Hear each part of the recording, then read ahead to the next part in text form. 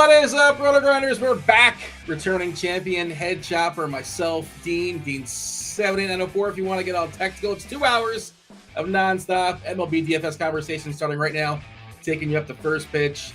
Chief Mineralogist Kevin Roth, Dave Potts, Cheeseisgood, Kirkwood, Kirkdiese, leader of Juggalo Nation, coming on for crunch time around 6:15 or so on the East Coast. That means you got myself and Chop the next hour and change. I mentioned Roth. We're really clean as far as weather. The only thing I see in the weather report is just a raindrop or two, give or take, in New York. Winds in from left at just under 10 miles per hour. I did see a note right before we went on air that looks like they're opening the roof today in Texas and Arlington, which was surprising. Isn't it going to be like in the 90s? But I don't know if they want to pay the AC bill. I'm not sure what's going on there in Texas. But unless I saw something weird or like the wrong tweet or whatever, I believe the roof will be open today in Arlington. Chop, it is a television Tuesday. I know you're always excited about that as well. I was listening to your college football theme song, one of the things you use for your college football show, and now I'm excited to watch the show. I was on the fence before, but now I got to listen to it again. I got to hear that song. I got to hear you tout my Knights. They're 2-0. It's undefeated. Yeah. Get excited. You can't get that song out of your head, can you, Dean? It was pretty good. I was impressed, and then I was also scared by how easy it is to do.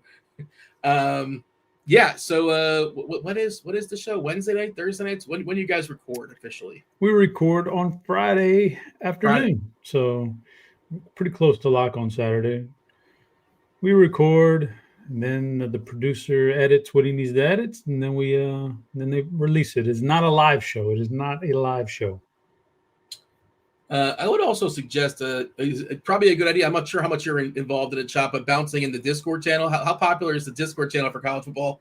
Because I imagine college football stuff, coaches kind of keep the stuff to the vest, that kind of thing. They don't really tell you things, so you want to get the beats and then the things that are out there. Any reports, who's dressed, who's in street clothes, that kind of stuff. Is this something that you partake in, Chop, or do you dabble in the college football specific Discord channel?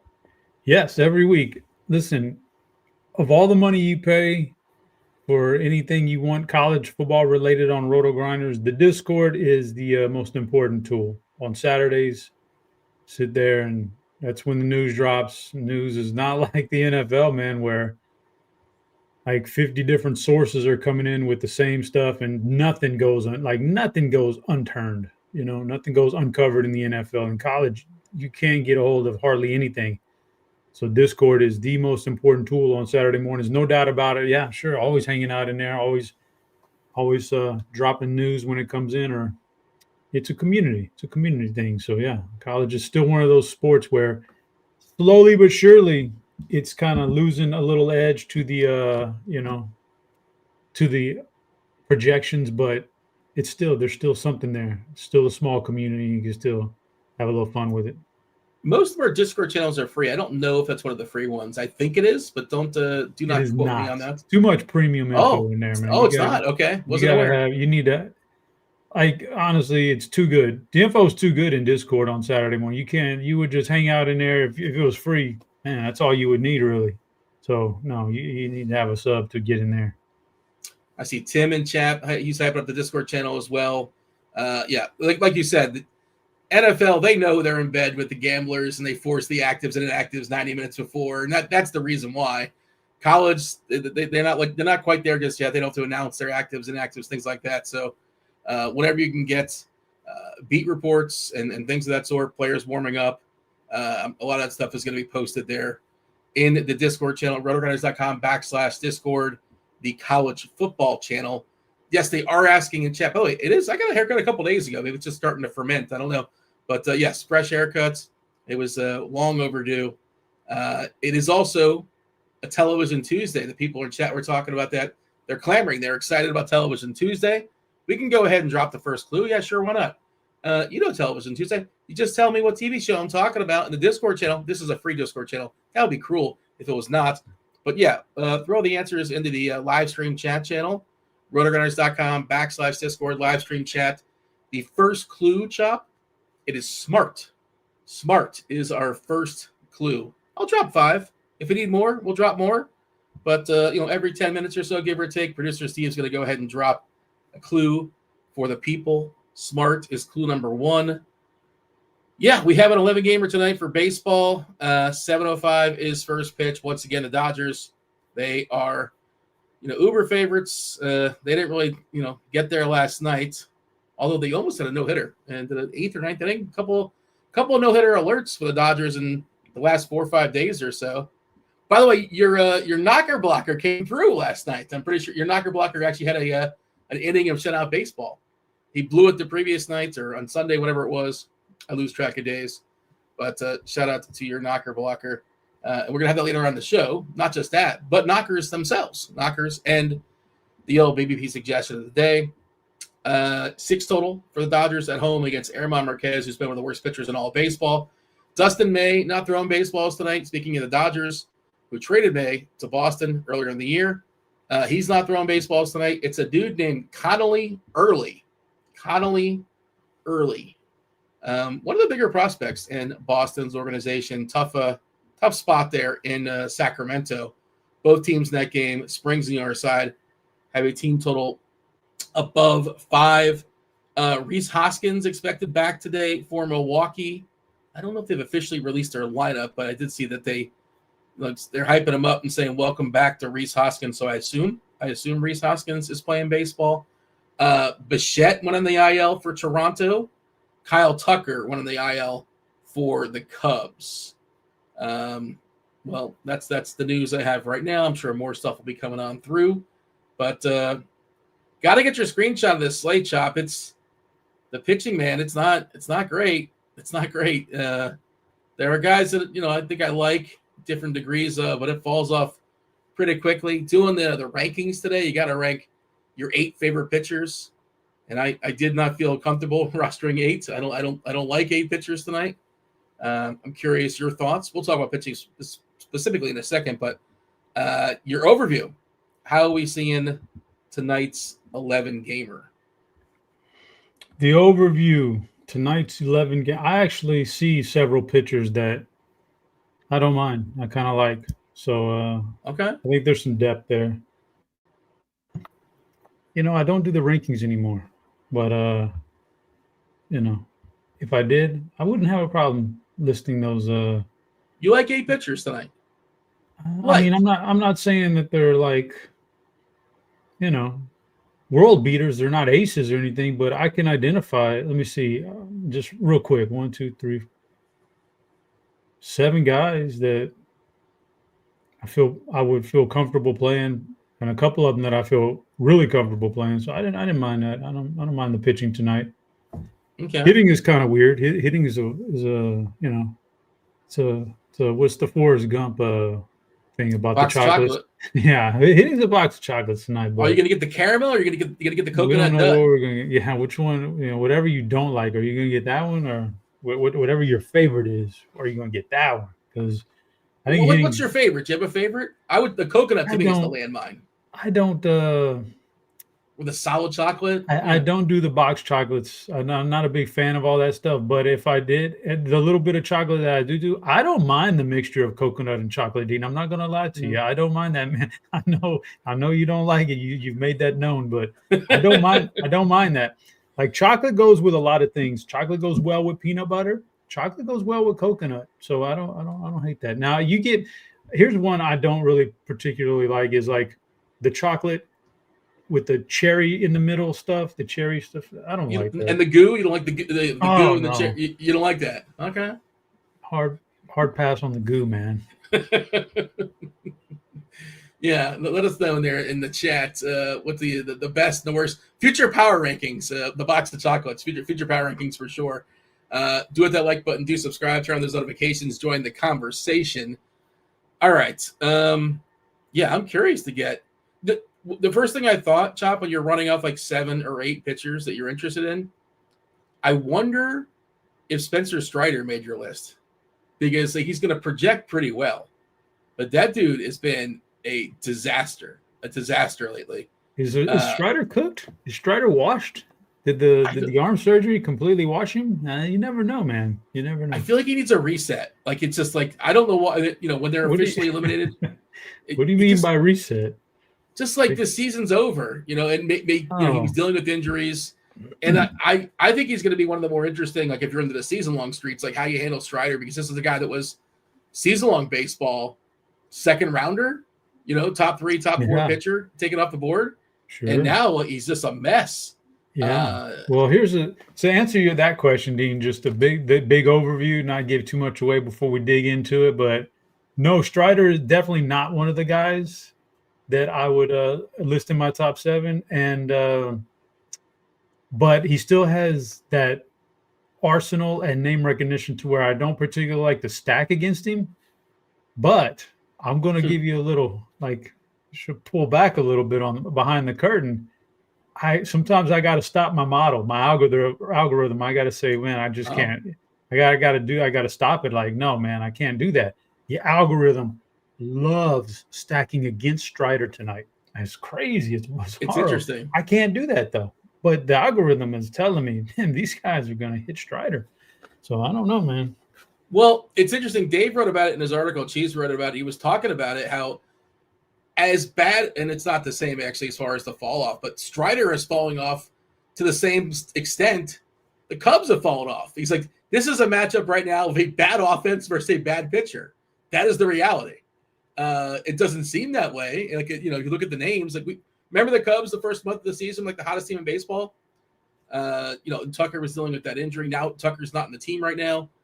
PCA has certainly fallen off as well. It's kind of a bad offense. It's the back end, Shaw and Swanson, Castro, Kelly. Was it Carson Kelly had like the first player with to 10 home runs this year? He was flying at the gate, and everybody knew that was fraudulent. Like, there's no way. This doesn't make any sense. And eventually, it caught up with them. But I'm thinking about the Cubs too, and I know Stevie wrote about them in the survey, and I don't mind, like Michael Busch. I think it's pretty interesting. So last 30 days stuff, just kind of looking at last 30 days stuff in Plate IQ for Spencer Strider. This is a general rule, Chop. This is just a general rule. When your K rate is the same as your walk rate, that's a problem. That's a big time problem. 9.1% K rate, 9.1% K rate, 9.1% walk rate, a 316 ISO, a 446 WOBA, just a certifiable, just a disaster. The strikeouts have plummeted. And are they going to come back? I don't know. I'm not sure. I didn't go through his last start, but previous to his last start, his velocity was basically the same. So it's not like he's like a huge fall off in velocity. It's strange, and I don't have the answer. It's just, it is peculiar, and I really want to see. I'm really curious how he, progresses. I guess it's a positive spin, but I think he's going to progress going forward. He can't be this bad, I don't think. We'll see, but some models like him because of the past history stuff. And where do we have him as far as ownership? 12% on DK. He's 8.8. You're getting a little bit of a discount. No, wait, I'm sorry. That was FanDuel I was looking at, right? I'm kind of bouncing back and forth as far as both sites. The 12% on DK, where he is 8.8. FanDuel, you only roster 1. Let me see if I can pull up my pitcher stuff. Sheehan is the most popular. An 8.9 Sheehan is the most popular pitcher right now. Kirby at 10K. Kirby is also another guy that's not pitching amazing, but, the cure, the antidote is the Pirates. The Pirates at home. The Pirates are essentially the worst hitting team. Cardinals. What? Cardinals. Yeah. Pirates. I was thinking because the Pirates were the worst hitting teams. Like the Cardinals and the Pirates are like neck and neck as far as the two worst offenses. But yeah, it might as well be the Pirates. It doesn't matter. You can combine those two teams, combine the forces of the Pirates and the Cardinals, and you still have a terrible team. I think, right? What would actually change? So maybe you get O'Neal Cruz and the Cardinals or something like that. Maybe McCutcheon will make this team.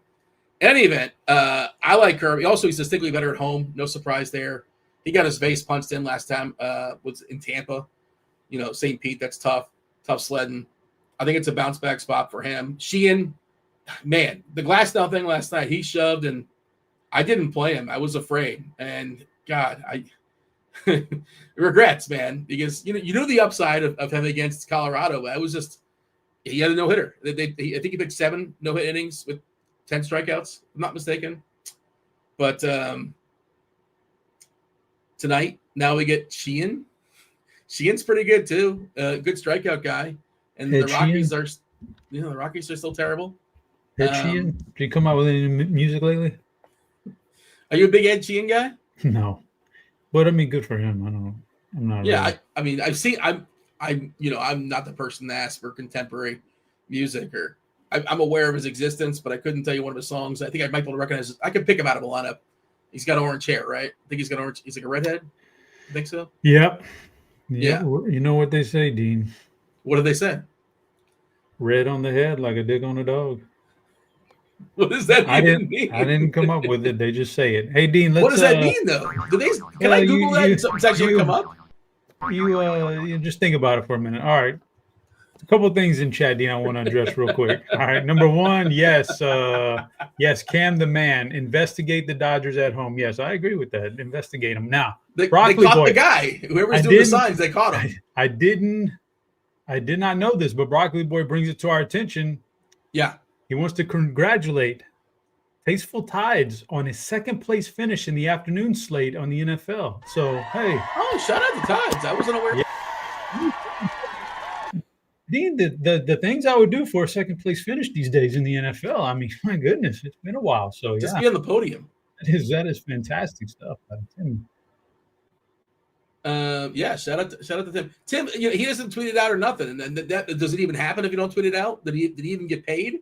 I don't know.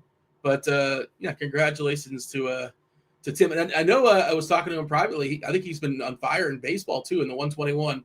He's been on the podium a couple times in the last week. So he's on a hot streak. Are hot streaks real? I don't know. But if they are, Tim's hot.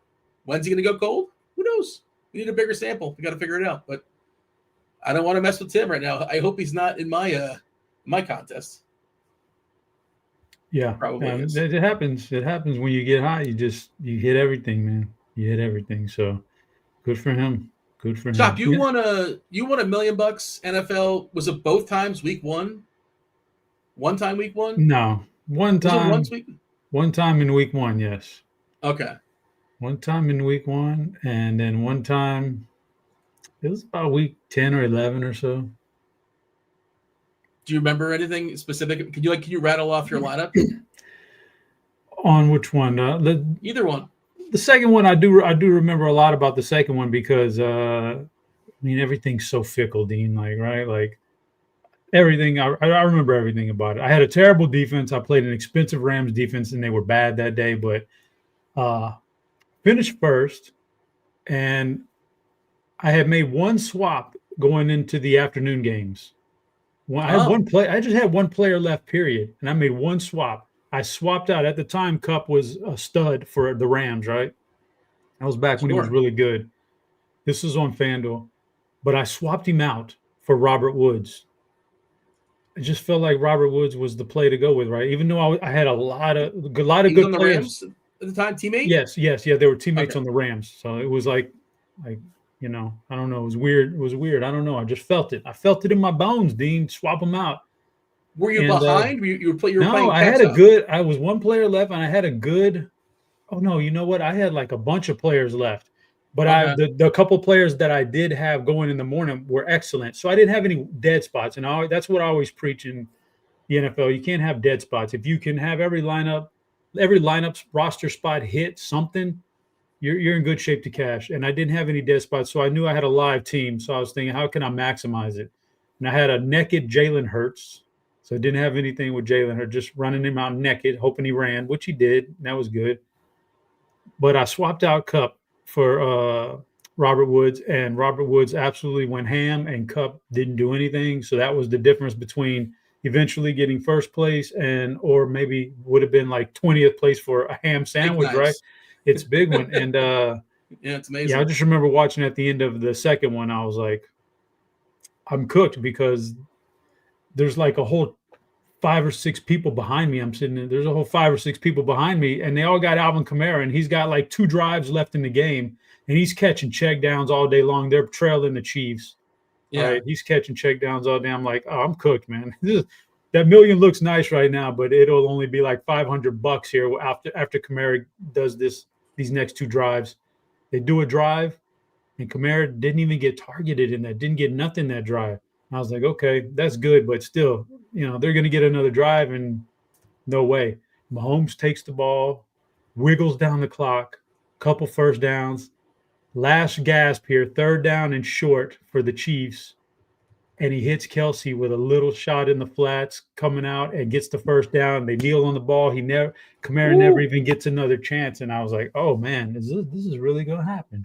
Excellent. So I do. And there's no Sunday night game. They already get rid of the Sunday night game. That's yeah, gone. that was that. Yeah, that was that. There was no Sunday night game at that time. Sunday night game was a long time ago when they used to include Sunday and Monday. After first, they would include Monday too, man.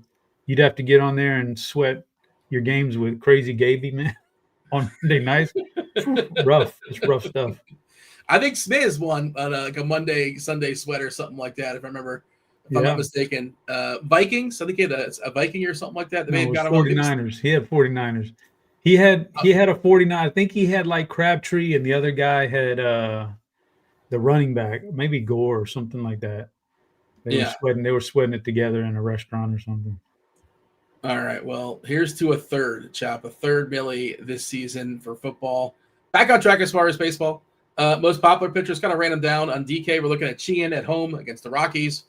We know the story about the Rockies. It's month 6. We don't have to tell you how terrible the Rockies are, especially on the road. Zebby is like chalk all the time, it seems like. Zebby Matthews. Now he's against the Angels. The Angels strike out a ton. Not sure if Adele's going to play tonight. Adele, he was nauseous a couple days ago. He had vertigo yesterday. He was scratched. I guess those are related. I'm not sure. But we are projecting him in for what it's worth. And it's kind of a push-pull with Adele because he's got tons of power, but he'll also strike out a fair bit. Got to assume Darno is back for the Angels. He had the night off yesterday.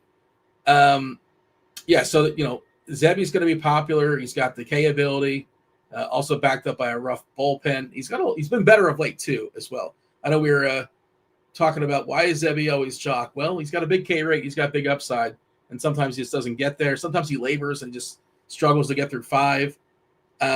Michael King is back tonight. I just don't know if he throws enough pitches, but he's back tonight. We mentioned Strider already. The other options, Kirby. I think it's like two of the 3 if you're playing cash games on DK. It's Sheehan, Matthews, Kirby, and then the rest of it is just kind of nonsense. I know Bieber, the Biebs has been awesome. He's been spectacular so far this year. He's kind of pricey against your Astros, but he's been good. Robbie Ray, I just never guess him right. I just never guess him. I just don't pick the right nights to play Robbie Ray. It's a full asking price. It's a revenge game. It's a great ballpark, but with Robbie Ray, Chop, it's just like he's pitching against himself, right? He's just pitching against the strike zone sometimes. You never really know. What is your assessment as far as can you rank? Is Sheehan, Zebby, Kirby, is that your top 3 in some order? Is that my top 3? Kirby, Sheehan. I'm not really into the top 3 today. It's more like the top 2. Top 2, Sheehan and Kirby, with Sheehan because of the price difference being 1 and Kirby being 2. And then a next tier, an entire tier after that. But yeah, Sheehan would rank ahead of Kirby because of the price. But I mean, listen, George Kirby is he's a strike thrower, at home against a weak offense. He could certainly be the leading scorer on the slate, no doubt about it. But he has had a little bit of a rough time lately, and that's the only thing that kind of keeps Sheehan ahead. And Sheehan's been pretty good, and so I don't know. That's the way I see it, right there. And then it's those 2 guys, and then it's a host of other guys in that next tier for me. Yeah. By the way, second clue. Let's drop the second clue. No winner just yet for clue number 1. And Chop, did you guess? Did I miss a guess? I'm trying to see if you put a guess in. Smart is just too vague, man. I can't even. What if I give clue number 2, Chop? Clue number 2 is Temple. What do you do with that? Smart and Temple. That is first 2 clues. Now I got to think, is this guy talk about Shirley Temple? Is that a nod to Joel Embiid, who likes to drink Shirley Temples? He does love Shirley Temples. I don't know how to take this clue. I'm all over the place, man. It can get, it can be. It's also clue 2. Sometimes clue 2 is not as helpful. Sometimes it is, depending on. You never really know what route I'm going. I see that some answers being plugged in here into the Discord channel, the live stream chat channel. tell me what TV show I'm talking about. You talk about the next tier here, Chop. And this is where it kind of loses me. Like, do you want to play Zach Gallen? Now, it's a good ballpark. He's another guy that's, formerly really good. This year, up and down. He's had some big ups. He's had three big ups in a row. Against Texas, he was good. Against the Dodgers, he was spectacular. And he was good against Cincinnati. 3 awesome games in a row. Can he continue that? I suppose. The season numbers aren't great. He's just been sort of all over the place, but the name brand is still there. And again, that ballpark, should help you in San Fran. Beyond that, Warren's kind of fallen off a little bit with the K's. I'm curious. We mentioned Strider earlier. Neither one of us sounded terribly enthused about Strider. But what is the next tier of pitchers that intrigue you? Well,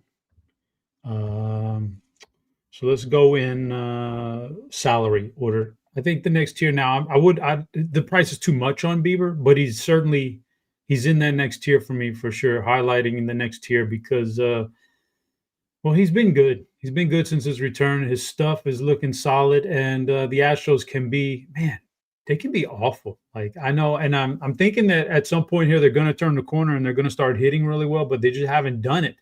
Even though nobody can get Jordan out right now since he's come back, and they still can't put up good big numbers. They really miss Paredes in that lineup. Like, they just got a bunch of guys that chase out of the strike zone, and it's rough. Don't take pitches. He does.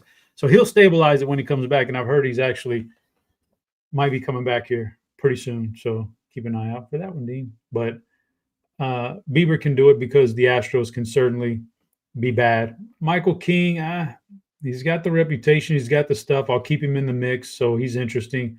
Robbie Ray is always a GPP winning threat. So Robbie Ray's in that next tier for me, especially at home against an Arizona team that I'm not all that, super scared about anymore these days.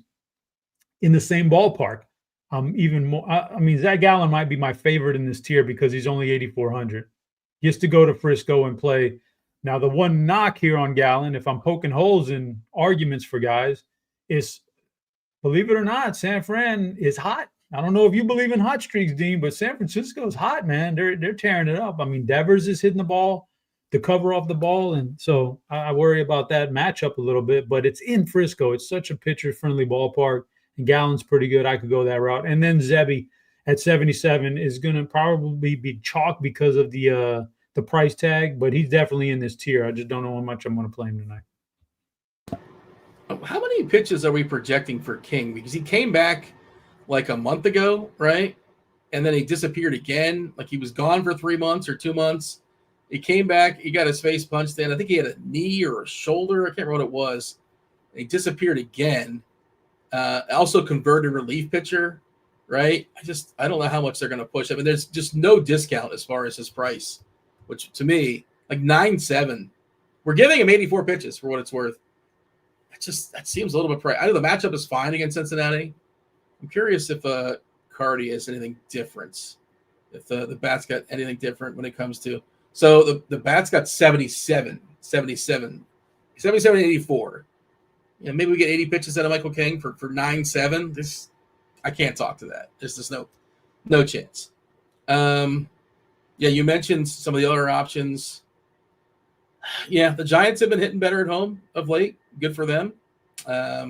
Bieber's really expensive. Like, in theory, like you mentioned, talk about Bieber. Jordan's been great, but somebody's got to knock him in. He's not hitting homers, right? I think he's getting a bunch of singles, if I'm not mistaken. He's hit a couple homers. His power's starting to pick up a little bit. Yeah, I'm sure he'll be fine. But yeah, it gets murky pretty quickly. I'm pulling up my rankings now, by the way. What you pulling up, Dean? What'd you rank? Well, myself, Kirkwood, and Cheese both going to be on the next show. Yeah, we have the same. Actually, we have 9 pitchers collectively. Kirkwood has Will Warren. He's the only one. Me and Dave have the same pitchers, just mixed up differently. We got Sheehan, Zebby, Kirkwood, Kirby. George Kirby is the third best. A sweaty Kirkwood you can roster against the St. Louis Cardinals these days. You got to make sure he's sweaty, though. Sheehan, Zebby, and Kirby are the first three. Then we have Ray and Gallon consensus-wise. Bieber. You know who's been really good lately? What's up? Jack Leiter has been very good. Yeah, he's improved. I think he's interesting. I don't love the matchup, right? Because Milwaukee is just, pesky. I don't know what word we want to use, but 3 straight starts in a row. Very, very usable. At Arizona, he was good. In Sacramento, he was very good. He was awesome against Cleveland. He struck out 10. Now he's a lefty. No, he's a righty. I think his dad was a lefty. 8, 7, and 10 the last 3 games as far as strikeouts as well. If you believe, can pitchers be hot too? He certainly seems to be coming into like full-fledged form, throwing at least 6 in his last 3 games. I think Leiter is somebody that should be in your player pool, and especially on a slate like tonight where, it thins out really, really quickly. Yeah, I like Sheehan, I like Kirby, but do I think they're must plays? What's that? I agree. Leiter's he was definitely fringe for me, but he probably deserves to be in that second tier. I agree. But Milwaukee is just pesky, man. Yeah. What is our official? Let's see. I'm pulling up the Milwaukee. There's no lineup just yet. And again, we're assuming that Hoskins is going to be back. 18.9% collectively as far as striking out. And the biggest strikeout guy is Hoskins. You want him in there. Yelich at 25%. Otherwise, there's some decent power. Yelich, Churio, Contreras. Terang is showing power this year, kind of out of nowhere. He had that month where he hit 10 homers, mostly a speed guy, historically at least. But and again, the roof is open, which is weird because again, I think it's hot in Texas. I want to confirm this. It's not hot, dude. But it's incredibly mild. It is incredibly mild right now. I'm surprised at how mild it's been, and it's projected to be for. That might be the end of the heat stuff this year because it's So I'm not surprised. It's only about probably low 80s out there in Arlington. They're a little bit north of us, and so we usually get a little bit hotter than them. But yeah, I can see that happening. I don't think that's a big deal. The roof is open, based according to the roof tweeted out. I guess the roof didn't tweet it out. Somebody controls that account, but yeah, it's going to be open tonight. I try to have a little bit of fun, by the way, with today's. I thought try to fool the people, kind of keep them on their toes with today's Television Tuesday, but they were not fooled. We got it in 2. The third clue chop is Rock. Smart, Temple, and Rock. That is the first 3 clues. We do have a winner in Discord. Just want to see if people are on their toes.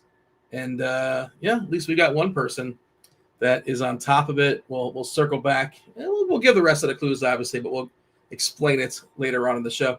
Anything else you want to say as far as pitchers before we dive in and start talking about some tiers? It's 7 arms maybe I'm interested in. The 3 really, and I think Leiter's really interesting for tournaments. That's a good way to get different. If you're playing Dodgers, play Dodgers with Leiter. How about that? I think that's one of the routes you can go. And also, he's still kind of, I wouldn't say cheap, but he's not as expensive as the big boys. Again, not the most ideal of matchups, but I don't think he's going to be owned basically at all. Where is Leiter as far as ownership? Probably 2-3%. Where do we have Leiter? I have to scroll down to find it. We actually 9%. I might take the under on 9, but it's not going to be high. Is the point? Chop, by the way, it's not young Sheldon or any Sheldon for that matter. But it's a good effort. It's not Blake Sheldon. It's not Blake. It's not Blake Sheldon or Blake Griffin or nothing. So Alex is asking, is there any interest in rostering Connolly early? Does he even have a price tag? I know he was a late addition today. Unless they threw him in the pool, he wasn't in the pool earlier. Oh, they must have thrown him in there. He's 7-2 on DK. Interesting. Come on, DK. I'm going to need an email on that because I didn't know when I signed up that he was in the player pool, and maybe I even set my roster already. Come on, DK. I want a refund if I lose tonight. That's all because you added him late. Is there any interest, Alex? I would tell you this much. Looking up and researching Connolly early, I personally don't have any interest, but he's a first timer who was striking guys out in the minors. Yeah. He's I mean, I know you said earlier that he was a nice one of the better prospects, but he really just projects to be a mid-rotation guy. But he does have some pretty solid numbers the last couple of stops in the minors. I fear, my fear for him is that he's going to rely. He relies on his changeup a lot. That's his best pitch, and those can be effective. But the Athletics have some hitters in that lineup who are very effective against that archetype of pitcher. They don't mind the changeup. They're a very, very good team like that. So it's up to you. It could certainly happen because they've never seen a guy before, and you can get by with it. We're seeing a lot of weird rookie pitchers like come in and just be dominant right away. So maybe it happens, but I'm not rostering early. But more power to you if you feel like he's the key tonight. He could be. Not overpowering either from what I saw, like 92, 93. Like you said, the change of speeds. The other thing that was kind of alarming to me, you see this a lot with the young guys. Yeah, in this season, 100 innings, 132 strikeouts. You're going to get a lot of strikeouts in the minors, at least you need to. But 40 walks was pretty alarming. 40 walks is it's a lot. A lot of times control can be an issue with the young arms. And I did see Fangraphs had him ranked as like the 6th ranked prospect in the organization. That is the updated ranking too, I believe. So, but not top 100, in all of baseball. He's probably fine-ish, like you said. If you're running 150, maybe, sure, whatever. Honestly, if he was making his debut in a different ballpark, a better ballpark, I'd have some interest. But, man, this is probably the toughest venue to pitch in on this particular slate. So that's not a fun – it's a minor league ballpark. Chop, let's go ahead and knock out some tiers for the people. I did today's tiers category. I did see it was Adam Sandler's birthday, but I feel like we've done a lot of Adam Sandler stuff. I don't really know what to do with that, so I just kind of passed on it. Also, I'm not sure how you're celebrating. It is International Sudoku Day, so happy International Sudoku Day to you and yours and everybody in the chat. And I took that and I went with like brain games and games you can play like as apps, like brain games that can be apps. That's sort of what I went with. And I'm also going to kind of plug one of my favorite versions of that I don't think anybody, it's not necessarily a brain game. I'm using that term pretty liberally, but do you have any favorites, apps, brain games? It doesn't necessarily have to be an app. Sometimes, the newspaper would have some things in it. That would be something of the sort. But anything come to mind for you, John? Well, I mean, back in the day, I love a good crossword in the TV guide with the entertainment questions in the TV guide. I would do that one, but nowadays, probably the one thing I do is the sports. What's the name of it? You know what I'm talking about? Sportle. Oh, I forgot that. Yeah, you know what? That's a bad job by me. They say like this guy was a Cub and a Brave, and he was also MVP, like that kind of thing. You gotta line them up. There's that one, and there's also the one where it's like the 3 rows and 9 columns, and you got to match the player. Man, I don't have it on my phone. It's on Immaculate my iPad. Grid. That's what that's it. Immaculate Grid, and then they expanded it to the NBA and the NFL too. They're pretty fun. Yeah. Yeah, I like bad those. job by me. I forgot them. So those are the ones I play. I don't really mess around with too much of the other stuff these days. Yeah, maybe we should swap that in somewhere. But let's see what the chat has. Anything interesting from the chat? Yeah, crossword. It says I'm going to say Quordle. Now, were you trying to say Wordle? Is there something called Quordle that I'm not aware of with a QU? I don't know what that is, but now you got me Googling. I'm curious what that actually might be. But Wordle, of course, Wordle made the board. But my favorite one, and it's kind of like, it's a theme that we talk about a lot in these shows. Chop, are you aware of Framed? Do you know what Framed is? No. It is what it sounds like. They show you movie frames. Oh. And like you have to guess on every movie frame, and they give you from the same movie.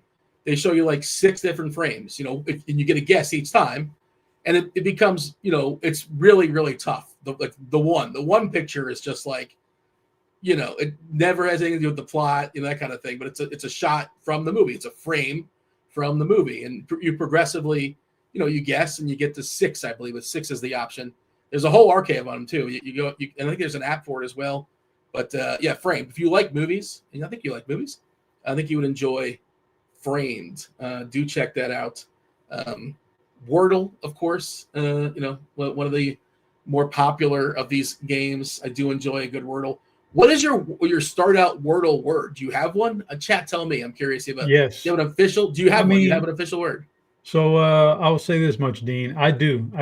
But then a while back I was talking to my wife about it, and I'm like watching her do her word, and she does it every day still. So I'm like, you don't start off with a word like to get you going? And she's like, no, I want to try to guess this thing as fast as possible. I don't need to waste a word.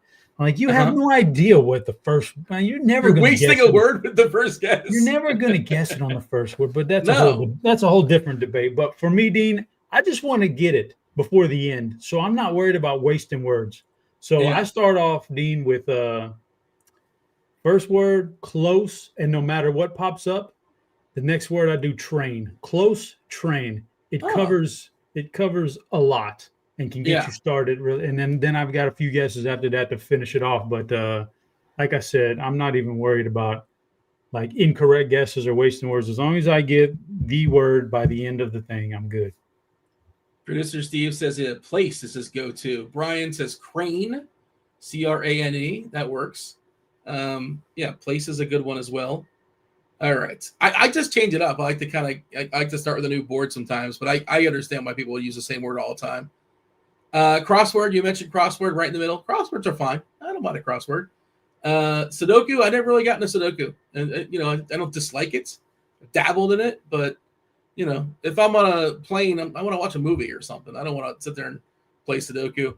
And then word searches, they really...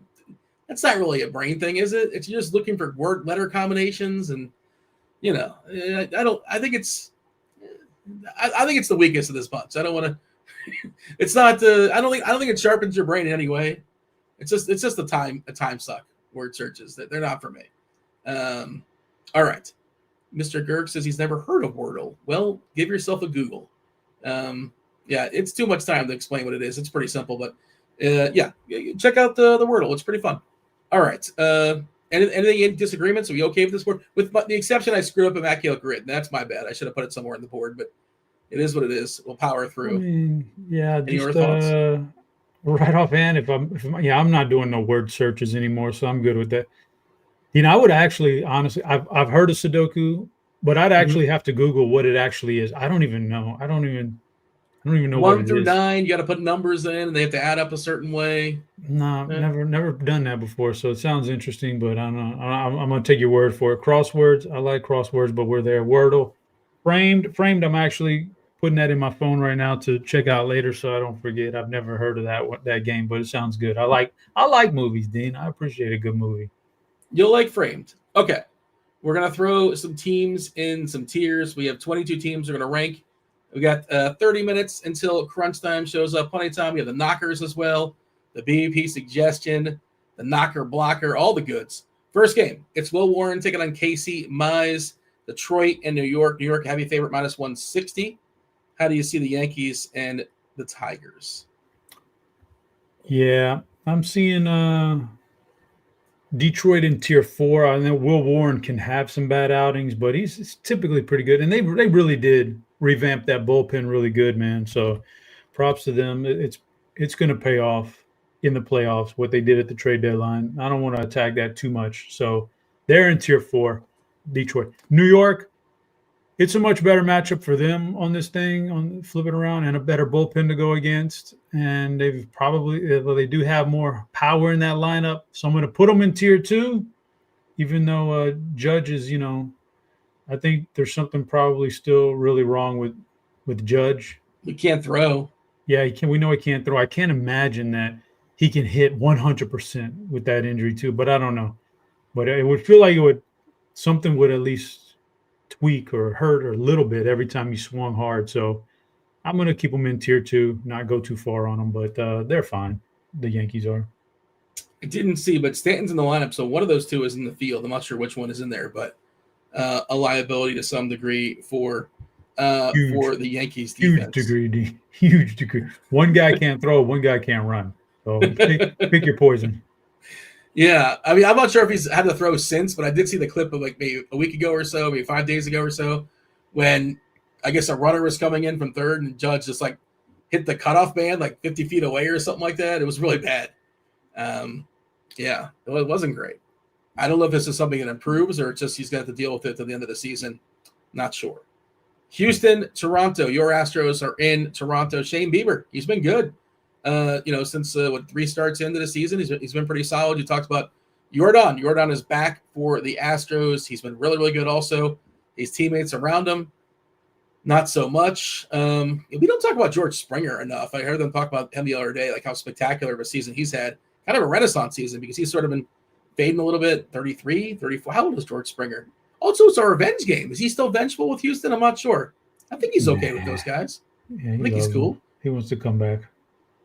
Does he? Just like Carlos Correa? Yeah, so does Bregman. Bregman's going to opt out after this year. We'll see what happens. Astros have too many third basemen, though. They can't bring him back. It's a trash can reunion, man. Get them all together. Relax, brother. Relax. Where do you want to put your Astros in the Blue Jays? Houston, man, is just I don't want to take on Bieber. I think he's really good. And they have a pretty good bullpen, too. So I'm going to put him in tier 4, even though Jordan is like – I think he's going to turn this lineup around at some point, and everybody's going to – a couple more guys are going to start hitting, and then it's going to feed off of each other. But since he's come back, Dean, from his injury, his on-base percentage is .530. 53% of the time he's on base. Like, and he's just now starting to show a little power. He's got 3 home runs, 2 in the last week or so. So he's going to turn him around. I just don't know if it's going to be tonight.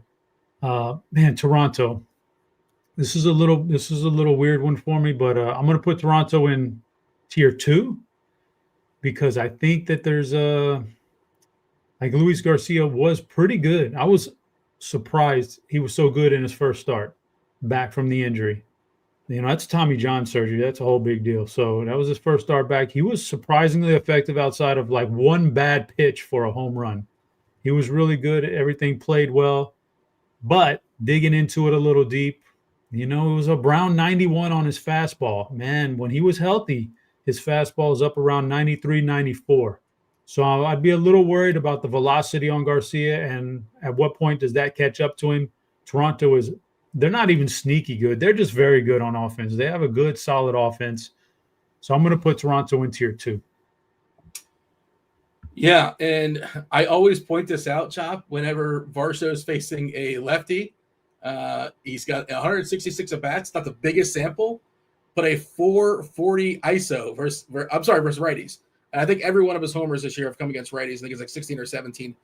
440 ISO, which might be the biggest number in baseball if his sample size was big enough. That's been pretty spectacular. And even Barger has hit righties pretty hard too, 232. So yeah, I think Toronto's kind of a little sneaky, little sneaky. By Springer, 35. Yeah, he's an old cat, man. He's been you want to open investigations about the Dodgers being great at home. Springer having a renaissance season. Good for him. We shall move on. It's the Cubs and the Braves. Spencer Strider, Cade Horton. We mentioned earlier that Kyle Tucker officially landed on the IL. We mentioned yesterday that Murphy is donezo for the season for Atlanta. So we'll see a lot of Drake Baldwin. He's in the 4-hole today. Also, what do we got? Yeah, the likes. I'm being told the likes are not high enough to chop. I don't know what we need, what kind of threshold we get for the choppers. Knockers. But I don't really think we have a like quota. You just give it away. You want to give out the knockers to the people, as well as the old BBP suggestion. That'll be coming up later on in the show. But please kindly hit that like button and subscribe so you know when we go live. Cubs, Atlanta, 8.5 total. Basically a coin toss here, according to Vegas. How do we feel about these offenses? Not good, Dean. Don't particularly care for these guys tonight. like I said, the algorithm is telling me Chicago should be able to hit Strider, but I just can't pull the trigger on that. So both of these teams, Chicago Cubs and Atlanta Braves, are both in tier 4 for me. Sudoku. I just don't want to stack tonight. There's just too many other options out there that I like. And I like them at the end of the night, believe it or not. I like some hammers tonight, man. I like some late night hammers tonight. I do believe it, yeah. Looking at the schedule, that does kind of make sense. It does kind of check out. No teams just yet in the tier 1 in framed, none in crossword, none in word search. Wordle and Sudoku is dominating the board so far. Let's see if that changes now. Chicago, the White Sox taking on the Rays. Hauser versus Gomez. Yeah, Tampa is a slight favorite here, minus 132. Looks like it's going to be a little bit, I was going to say chilly, 70, 71. Wind blowing it as well. I was looking at Weather Edge, trying to find something, and this game doesn't pop from Weather Edge. 18% decrease in homers and a similar weather conditions, 132 games, pretty big sample. So don't necessarily love the temperature here. Pretty clean in Atlanta for what it's worth. I didn't mention that, but basically it is neutral. Yankee Stadium, should have mentioned that. 67 is the temp, winds blowing in from dead center, 10 miles per hour. So there is a 17% hit in 92 previous games as far as homers, a 6% hit as far as runs. So not the optimal, environment for, putting up a bunch of runs there for both the Yankees and the Tigers. But, you got to play somebody. This is probably part of the reason why you're going to like some of the West Coast stuff. But how about the Rays and the White Sox? Yeah, I don't necessarily love this game either. I have the White Sox in tier 4 against Hauser, who's probably average, but he can probably prevent the stacks from going off. And Tampa Bay, I was really on the fence about. There's a piece of me that looked at the numbers for the opposing pitcher and bullpen and really wanted to attack it, and there's other pieces of me that said this is not the one you want to roll with. So I'm really neutral on it. I'm gonna put them in tier 3, and the weather out there at Rate Field, relatively neutral. If there was any lean at all, it would be a slight lean towards the pitchers tonight. Like you said, we've talked about Texas opening their dome, and why not? Why are they not closing it? Because it's not hot. If it's not hot in Texas, more than likely it's not hot as you travel up north. So we're starting to get into that September, back to the pitcher weather like it was in April, and the hot days of the summer are over with. So yeah, this is not the stack for me. I'm going tier 3 for Tampa, tier 4 for the White Sox. I'm seeing 86 in Arlington officially, just for the record. That's a nice balmy fall day, Dean. Like that's shirtless weather for sure. Yeah, for sure. Like that's crazy. Because I felt like when I looked at my weather app a week ago and I was looking at the weather for the next week, I was like, dang, we're not even going to barely crack 90 on some of these days. This is too early for this. This usually doesn't happen this early in Texas. So I was surprised, and I believe it, and it's weird. Hour by hour, 87, 86, 81, 78, 76. That's up to 10 p.m. So, yeah, between the 80s and the 70s. We have a poll. If Eric touts the Rockies pitchers one more time, do we ban him? You know what? I mean, look, he touted Dollander last night, and Dollander was good. Give him his flowers. He was talking about Dollander. Dollander is good stuff. Make no mistake. He's their ace, man. There's no doubt. If there's a future arm for that team, right? But it won't be though. Unfortunately, they don't know how to develop pitchers, and how could you in Coors Field anyway with half your games there? He needs to get out of there. But he is their ace. There's no doubt about that. It must be the most deflating thing. It's like, a big-time pitching prospect and you just get drafted by the Rockies, and it's just so deflating. Like, you must be thrilled, obviously, to make it to the majors and all that, but you don't want to – I can't imagine that's not where you want to be, right? Unless, like, you're, Bichette's kid or one of the kids, Holiday's kid. Those are offensive players, obviously. But, yeah, offensively, you're probably excited about it, although you're still a Rocky and the organization's terrible. But, yeah. Yeah, but as a pitcher, you're – like the moment you get drafted, you're happy, but then you think, "Oh man, my breaking pitches aren't going to break anymore. This is crazy. I'm done. I'm cooked." Milwaukee, Texas, Jack Leiter versus Chad Patrick. Kind of a coin toss here, right? Vegas throwing their arms up. We mentioned earlier that Hoskins, Reese expected back tonight. I'm still not seeing an official lineup yet, not just yet, but the expectations are he'll be back. Texas running out their standard versus righties. So, you got Jock Jams in there. Jock is in there, but I think we don't have Rowdy, right? No Rowdy Tellez. Okay, so Rowdy not crack it, but Jock Peterson is batting third. He's still super cheap on DK. Rangers, Brewers, what do you got? All right, Dean. So here's the thing about these two teams. I'm going to put them both in tier 4. Okay, I'll get them both low. Now, as far as Milwaukee is concerned, I wanted to go a step higher with them, but like you said earlier, you pointed out, Leiter's been better lately.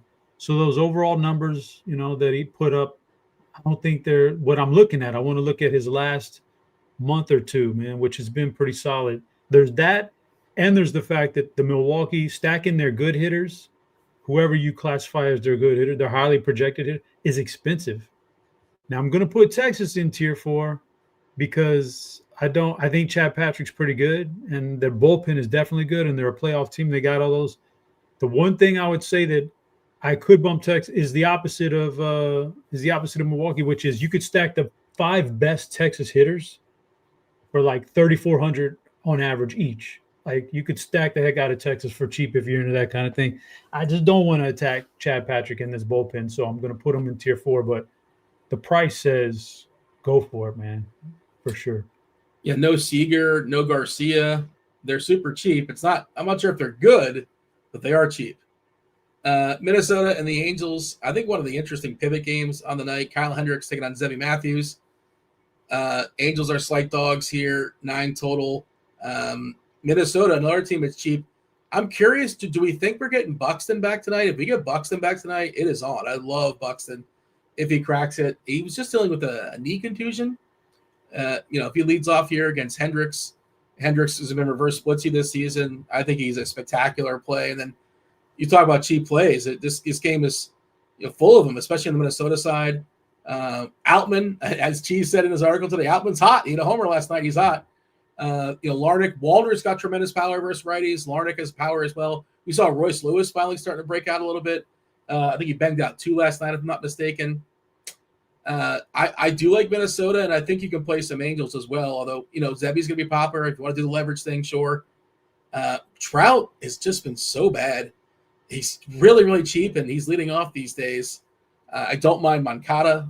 Neto's interesting. Adele, you want him in there because that would definitely give you some upside for the stack. I think the Angels are kind of interesting. Maybe I'm just being stubborn because I played them last night and it failed, and I'm just doubling down. But I also want to pick at that bullpen. If we can get 4 innings versus the bullpen, I would be thrilled. They were good last night again, but they still are the worst pen in baseball. Twins, Angels, what do you got? I don't have as much love for the Angels as you. I'm putting them in tier 4, I think, because Zebby's all right. It's not like, okay. I think fading Zebby is good enough for leverage. Okay. I don't know. He's a pretty solid pitcher. He strikes guys out too. It's not like, not like he's pitches to contact or anything. On the flip side, there's got to be some point this year where stacking against Kyle Hendricks pays off. And I've done it all year, and it doesn't seem like it's paid off all year long. I don't know. So I got to put Minnesota in tier 1. At some point before the end of the year, he's got to get absolutely shelled. So I'm putting Minnesota in tier 1, our first one there tonight. I don't believe in his numbers. The guy strikes out less than 15% of the batters he faces this year. Even without Buxton, I feel pretty solid about this. The best hitters in this lineup because they are cheap, like you said. So, yeah, I don't know, man. I'm going to put them in tier 1 and hope that Hendricks does poorly at some point. 1.45 homers per 9 this season. You can argue he's the second worst pitcher on the slate. Aaron Marquez probably the worst. I'm just kind of like going through. I wanted to see, has there really been no point where Hendricks, I'm just looking at his DK game log, 5.9. Like none of these games are usable, but yeah, has he really gotten absolutely shellacked? He gave up 5 runs against the Dodgers about a month ago or so. He hasn't 7. He gave up 7 versus. Well, you know what? He gave up 7 versus Minnesota earlier in the year. Oh, baby, now you're talking. That's the one game where he got fully lit up, minus 7.2. But yeah, and he is reverse splitsy. I see the chat's talking about that. I'm still fine playing the lefties against them. The cheap lefties. I don't think his arsenal is good enough where I'm just not going to play Wallner because he's reverse splitsy. It just makes me like the righties a little bit more, like a guy like Royce Lewis. And again, I really want to see Buxton get back in this lineup. Fourth clue for Television Tuesday. We do have a winner, but let's drop that fourth clue for the people. It is Ham. So the 4 clues are Smart, Temple, Rock, and Ham. That's the first 4 clues. Chop, I think you might still be playing. I'm not sure, but we do officially have a winner in the Discord. I don't think I shouted them out. Allen's Club was the winner today. So shout out to Allen's Club. All right, next game up here, Chop. Again, crunch time, 10, 15 minutes away. We have Cincinnati and San Diego. It's Mike King. I thought it was Michael King. Is he going by Mike these days? Against Zach Littell. Will Benson cracked the lineup here for Cincinnati. Friedel, South Stewart, the rookie. EDLC, Hayes, Lux, Stevenson, Benson, Hayes, and McLean for the Reds. They are big dogs here, 7.5 total. Their team total is barely above 3. The only issue for me with King is just how much they're going to let him go, and he's fully priced essentially. San Diego and the Reds. Dean, your TV Tuesday wouldn't be. It might be. Would it be the same as one of your movie Mondays? It might be, yeah. I was getting cute. I was feeling cute. Son of a gun, you got it. All right, I get you now. All right, Cincinnati is a tier 5, Dean. Cincinnati's a tier 5. I mean, even if you don't believe Michael King is going to pitch that long, I mean, again, we've said it every time we're on the show.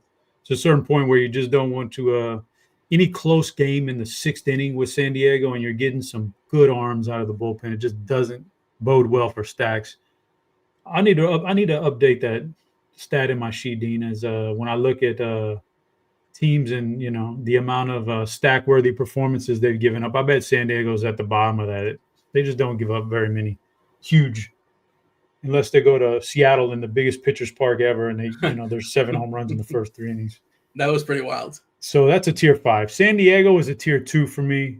Not a big believer right now in Lytle stuff. Not a big believer in the Cincy bullpen. So San Diego's a tier 2.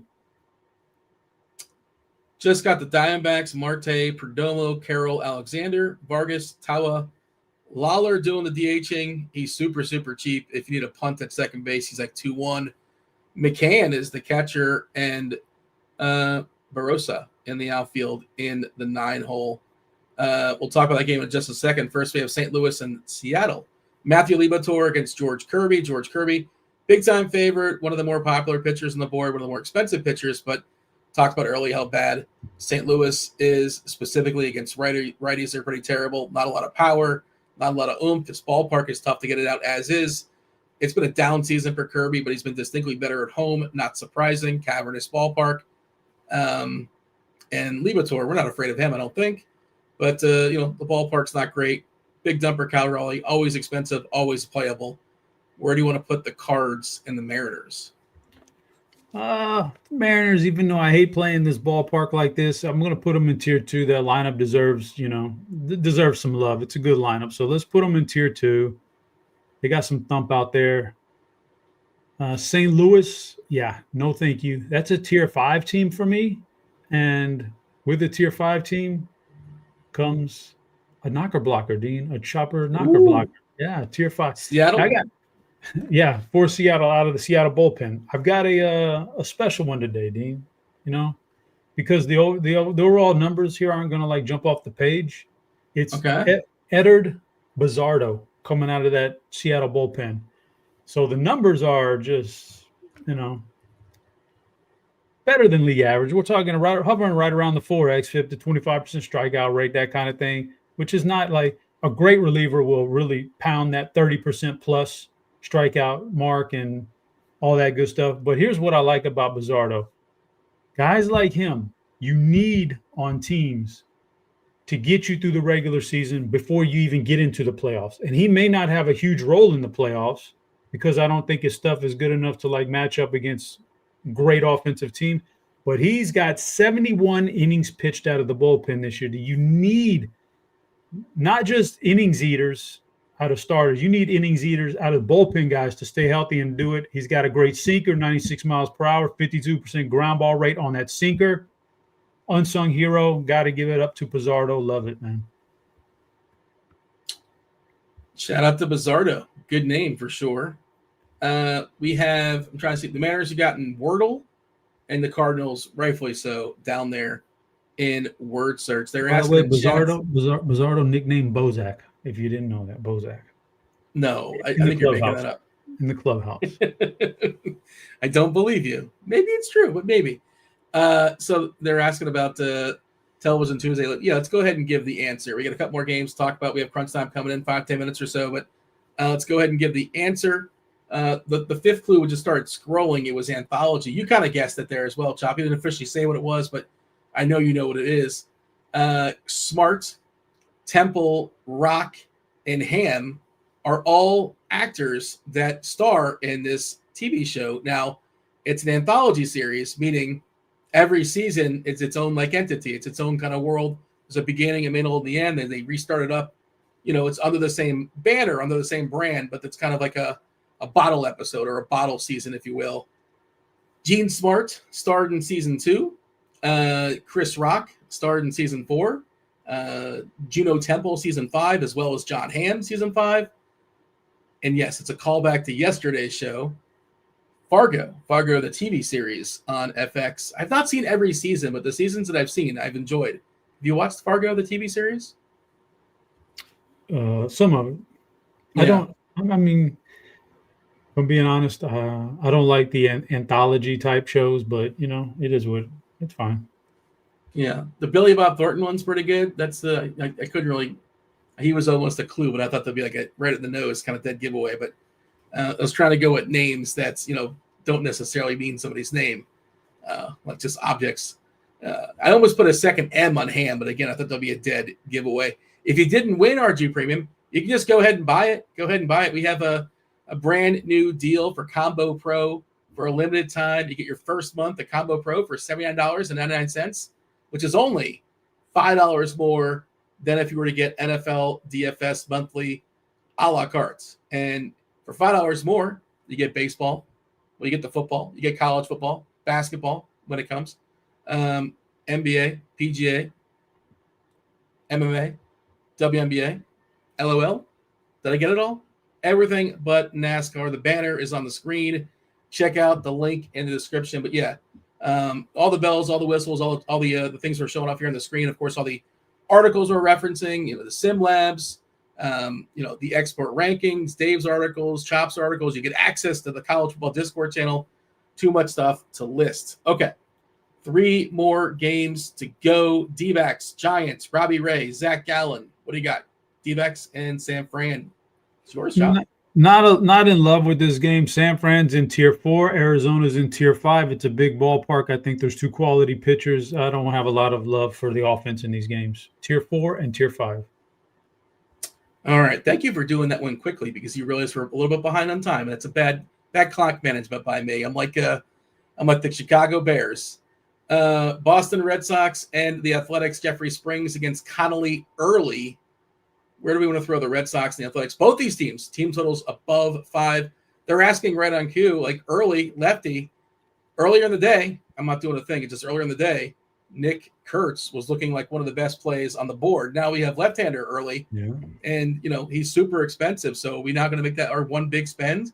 Certainly, if you're stacking, yeah, by all means, he can get loose later on in the game if we think early is going to be, bumped out relatively, soon into the game. I didn't want to say early again, so it's not doing a thing. Boston Athletics, what do you got? This is the Clyde Drexler special, 22-2-2. Both of them going in tier 2. I like, Boston's got a good lineup. Trevor Story, nice player in this matchup here. Oakland, I feel like they're going to I think they'll get to the young guy nice and early. So I like this offense. Tier 2, both teams. Cam wants me to give producer Steve a raise, and wouldn't you know it, producer Steve puts that comment up on the screen just coincidentally. I don't have the ability to do so, but if I did, if I could just will it into existence, I certainly would, and he certainly deserves it. All right, the Rockies and the Dodgers, they're the last game on the board. Minnesota right now, all by themselves right now, hanging out in the framed category, tier 1. Let's see if that changes here. Will it be the Rockies that join them? Will it be the Dodgers? Will it be neither? It's Aaron Marquez taking on Emmett Sheehan. We have Will Smith back today for the Dodgers. Somebody in chat was talking about Muncy BBP, which just looked like standard Muncy. He hit like 5 homers and 35 at-bats and struck out a bunch of times, I think. But, yeah, Ohtani, Betts, Freeman, Smith, Muncy, Teoscar, Conforto, Pages, and Rojas in the 9-hole. Where do you want to throw Colorado and LA? Did Pages get muncied?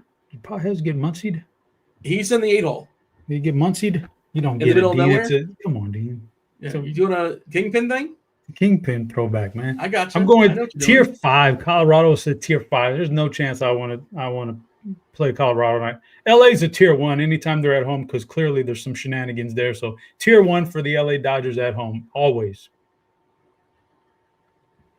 Dodgers tier 1, Rockies tier 5. Going to recap the board. Chop's going to give you the knockers. He's going to give you the BVP suggestion of the day. Just 2 teams in the number 1 category, which is framed. By the way, if you missed it, I gave I power ranked some of my favorite brain games.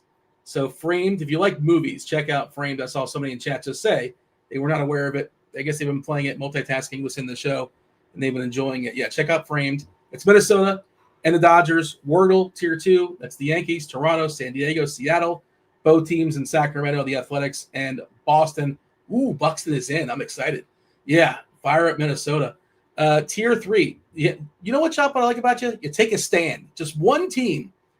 Other people, I'm not going to name names, Bobby. I wouldn't name names. But other people put like 7, 8, 9, 10. I don't know. It could go either way. They're all wishy-washy. You just have one team there. It's just the Rays in crossword. Sudoku has the Cubs, the Astros, Atlanta, Detroit, the White Sox, Texas, Milwaukee, the Angels, and San Fran. All the way at the bottom, if you want your lineups to be Muncie in the middle of nowhere, you go ahead and roster yourself some Cincinnati, St. Louis, Arizona, and Colorado. Tier 5, word search. Chop, knockers, and BVP suggestion. Go for it. Oh, did I hear the shots fired? From the producer in the background?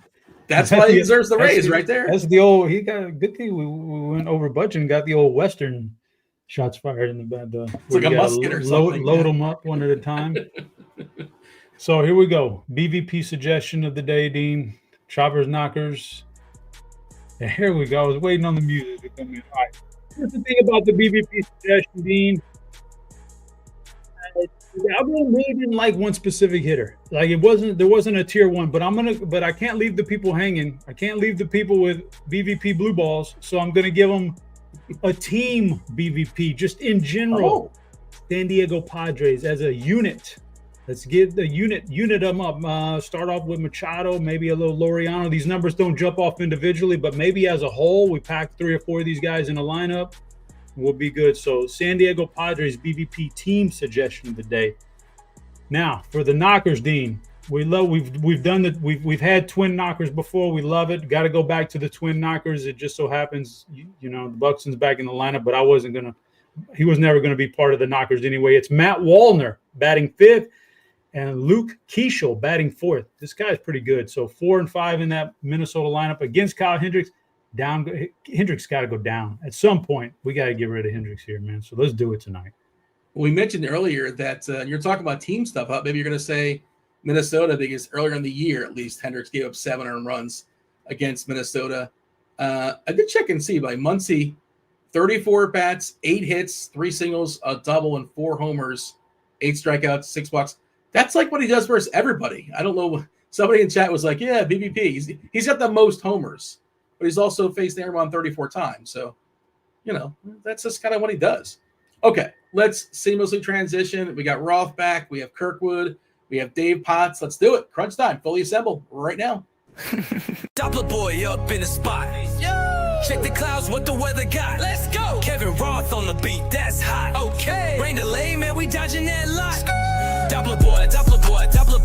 Whoa. I check the radar, then I go. for show. Got that green screen glowing like whoa. It gets better and better every time you hear it. At first I wasn't sure, but I'm in now. You got to embrace it, Roth. I know you didn't like it, but at this point, I think you just embrace it. In small doses, in smaller doses. Yeah, I'm into it. We had a conversation pre-show. We were talking about the AI music, and I guess that inspired producer Steve. But Chop's got his own music for his college football show. He's got his own music for the Knockers, for BBP. So I guess producer Steve was feeling a little bit frisky. Welcome back, Roth. I guess you have a pretty easy day. We did see the roof was open in Arlington, but obviously it's not raining. They wouldn't open the roof there. But otherwise, there's nothing, right? Weather-wise, we're clean. All good? It's all good. Wind's blowing in a little bit in New York, but it's pretty much the only thing of note. Something tells me that Dave is a Wordle guy. Dave, are you a Wordle guy? Yes or no? And do you have a word you start off with the same every single time? Crossword guy. I love Wordle. I don't remember to play it every day. I probably only played it like 30 times, but I like it. And I start with the word share. Oh, okay. Yeah. Everybody has their own word. Everybody has their own starter word. Dave, do you do a crossword puzzle on Sunday mornings from a real newspaper? I wish I did. Seems... Like it's pretty hard to get a real newspaper here anymore. I do love that. But it's been a good 20 years since I've actually done that regularly. Okay. Yeah, that's one of those things that, like, you know, who's the youngest person doing that now? Like, how old is the youngest person doing the New York Times crossword puzzle, whatever crossword puzzles you're choosing? It feels like one of those things that's just kind of, you know, your grandpa might do it. 67 years old. Yeah. I'll take the over. Kirkwood, how are things? You all right? Everything good? Everything's great. All right. Dynamite drop in. Just want to say hello before myself and Chop step aside. We're good, Chop, right? Anything else you need before we step aside and get out of here? We're good.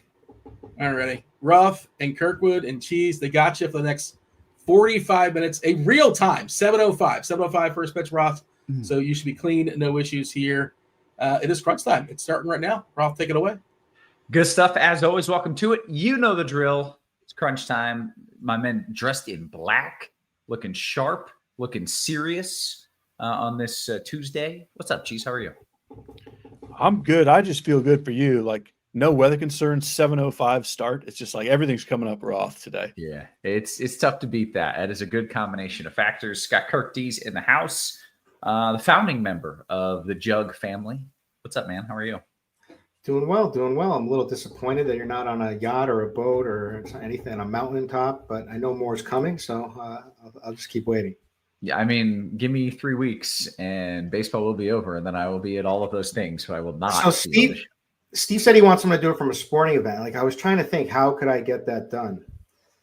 Like, what do you have to broadcast on a phone potentially? Yeah, but I bet you could do it. Yeah. Steve, can we do this from our phone? I feel like we could.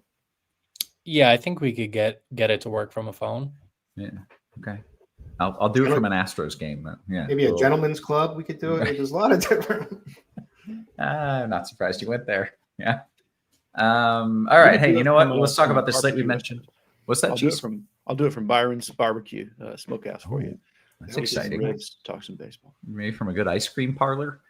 I mentioned no weather concerns, as in no rain. Winds are blowing in from center-ish at the Yankees game, and temperatures are kind of cool. Not the best hitting conditions there. And just generally speaking, we're kind of out of peak summer, so you're not seeing a whole lot of those 80s, 90s. It's more 60s and 70s out there. Dodger game, maybe my favorite spot. Temperatures are in the low 70s. Winds are blowing out there at 10 miles per hour. So McCovey Cove on a kayak would be pretty much unbeatable. I feel like hibachi would be pretty sweet too. You know? Yeah, you could, especially if you can get some of the tricks in. Yeah. No, if you do like put it in your pocket, catch the shrimp in your pocket, or. Do they still throw the shrimp, or is that somebody choked and they don't do that anymore? I don't know. I haven't been in ages, so I enjoy it. I love a good hibachi. A good hibachi. Yeah, it's yummy. Cheese, they're still tossing shrimp tails at you. Yeah, I don't think if there were rules against it, we wouldn't follow those here. You could throw food at people for sure. Yeah. Chicken teriyaki boy. Did you ever see that on Curb Your Enthusiasm? No, I did not see that one. It's a great episode. I'll Google it. All right. Hey, let's get into the content. Let's talk about what the people are going to do to win some money. That's what they want. And Kirkwood, I'm going to let you lead off. Talk about some of these pitchers. All right. So pitching is, we've got a lot of good name pitchers, but they're also, for the most part, have been pretty shaky recently. So no one really like stands out too much. So except for one, like there's one everyone you should be completely confident in, and that's Emmett Sheehan against the Rockies. The Rockies are just so bad. They're miles away from Coors. They are just a mile away from everybody in strikeouts. They're also dead last in WRC plus, like by like a mile away too from there. So they're just in their own tier, just as pathetic as it gets. He's been pitching better as of late. He's also he's got great swinging strike. He's got stuff that misses bats, and he's gone over 90 pitches in 91 pitches in 3 of his last 4. So he's the SP1 for me on both sites. Now the SP2 is where it gets a little tricky for me. So you could go with George Kirby, who you can poke some holes in for sure after his last start, certainly. And he's not like a ace in the sense of just a massive strikeout guy. So I don't really know what his ceiling is in this spot anyway. So then there's like Robbie Ray, which everyone's gonna not like him. I think Dave didn't like him in the article. I actually like him. Looking under the hood, like I think there is ceiling there. It's just, and his velocity is completely fine, and that was like the first thing I checked. And he's pitching at home in San Fran, nice ballpark. So it's not the best strikeout matchup, but it's also not. No one really scares me except Ketel Marte in that lineup anymore. So I'm good with him, but I also think that I just got to play Zebby Matthews in this spot. He's a young kid with electric strikeout stuff. He's 7,700. He's struggled some with command. If he's locating his fastball at the top of the zone, which you don't know because he's kind of just like hucking it. And but if his command's in there, if he's on an on day, he could mow down this Angels lineup. Also, his main struggles are against lefties, and they have like 2 lefties in the lineup or in the projected lineup. I didn't check if the lineup came in yet. We don't have the lineup yet, but they projected there's not going to be a lot of lefties, that's for sure, and not a lot of good lefties. So they're going to have like one bat to worry about, which is going to be like Moncada. So I'm definitely playing him with the price, and then there's others play pivot too for sure. I mean, like you could play George Kirby at the top. He's probably the best real life pitcher out of the bunch of everybody. You could play Jack Leiter, who's come along, but it's also a tough matchup against the Brewers. They're just really pesky, and they seem to just get to everybody. But he's been pitching well. You could go on the other side of that game, play Chad Patrick for cheap, 7K. But I don't love it. I really am just between that little. I think it was a foursome that I like there, and that's Ray, Kirby. I was considering. I'm playing Zebby and I'm playing Sheehan. Okay. Cheese, seems like there's at least a fair amount of options with a couple there that are maybe a little more popular. What do you like? Yeah, I feel like we're supposed to talk about a bunch of pitchers, and that's fine. I'll talk about some, but I'm playing Emmett Sheehan and Zebby Matthews, and I'm done. Like, I don't even know why. I don't know why we're talking about other pitchers. I mean, I do, and we will. But so if you take out 3 starts from Shane Bieber, which is 3 starts, Matthews and Sheehan are the 2 highest strikeout pitchers on the slate, and they are facing the 2 highest strikeout teams in the league. Like, it's really, sometimes it's just simple. Like, why? Yeah. Feel free to overthink it if that's what you want to do. I understand chalk doesn't always hit there. There's no guarantee. Like, neither of these guys have like tons of track record. They can both give up home runs if they're not pitching great. Sure. But sometimes it's just very simple. High strikeout pitchers against high strikeout teams. Yeah, they're not crazy chalky. Like, it's not like you're seeing 60% ownership on one of these guys, right? No, I think they'll be the chalk, like the highest owned pitchers.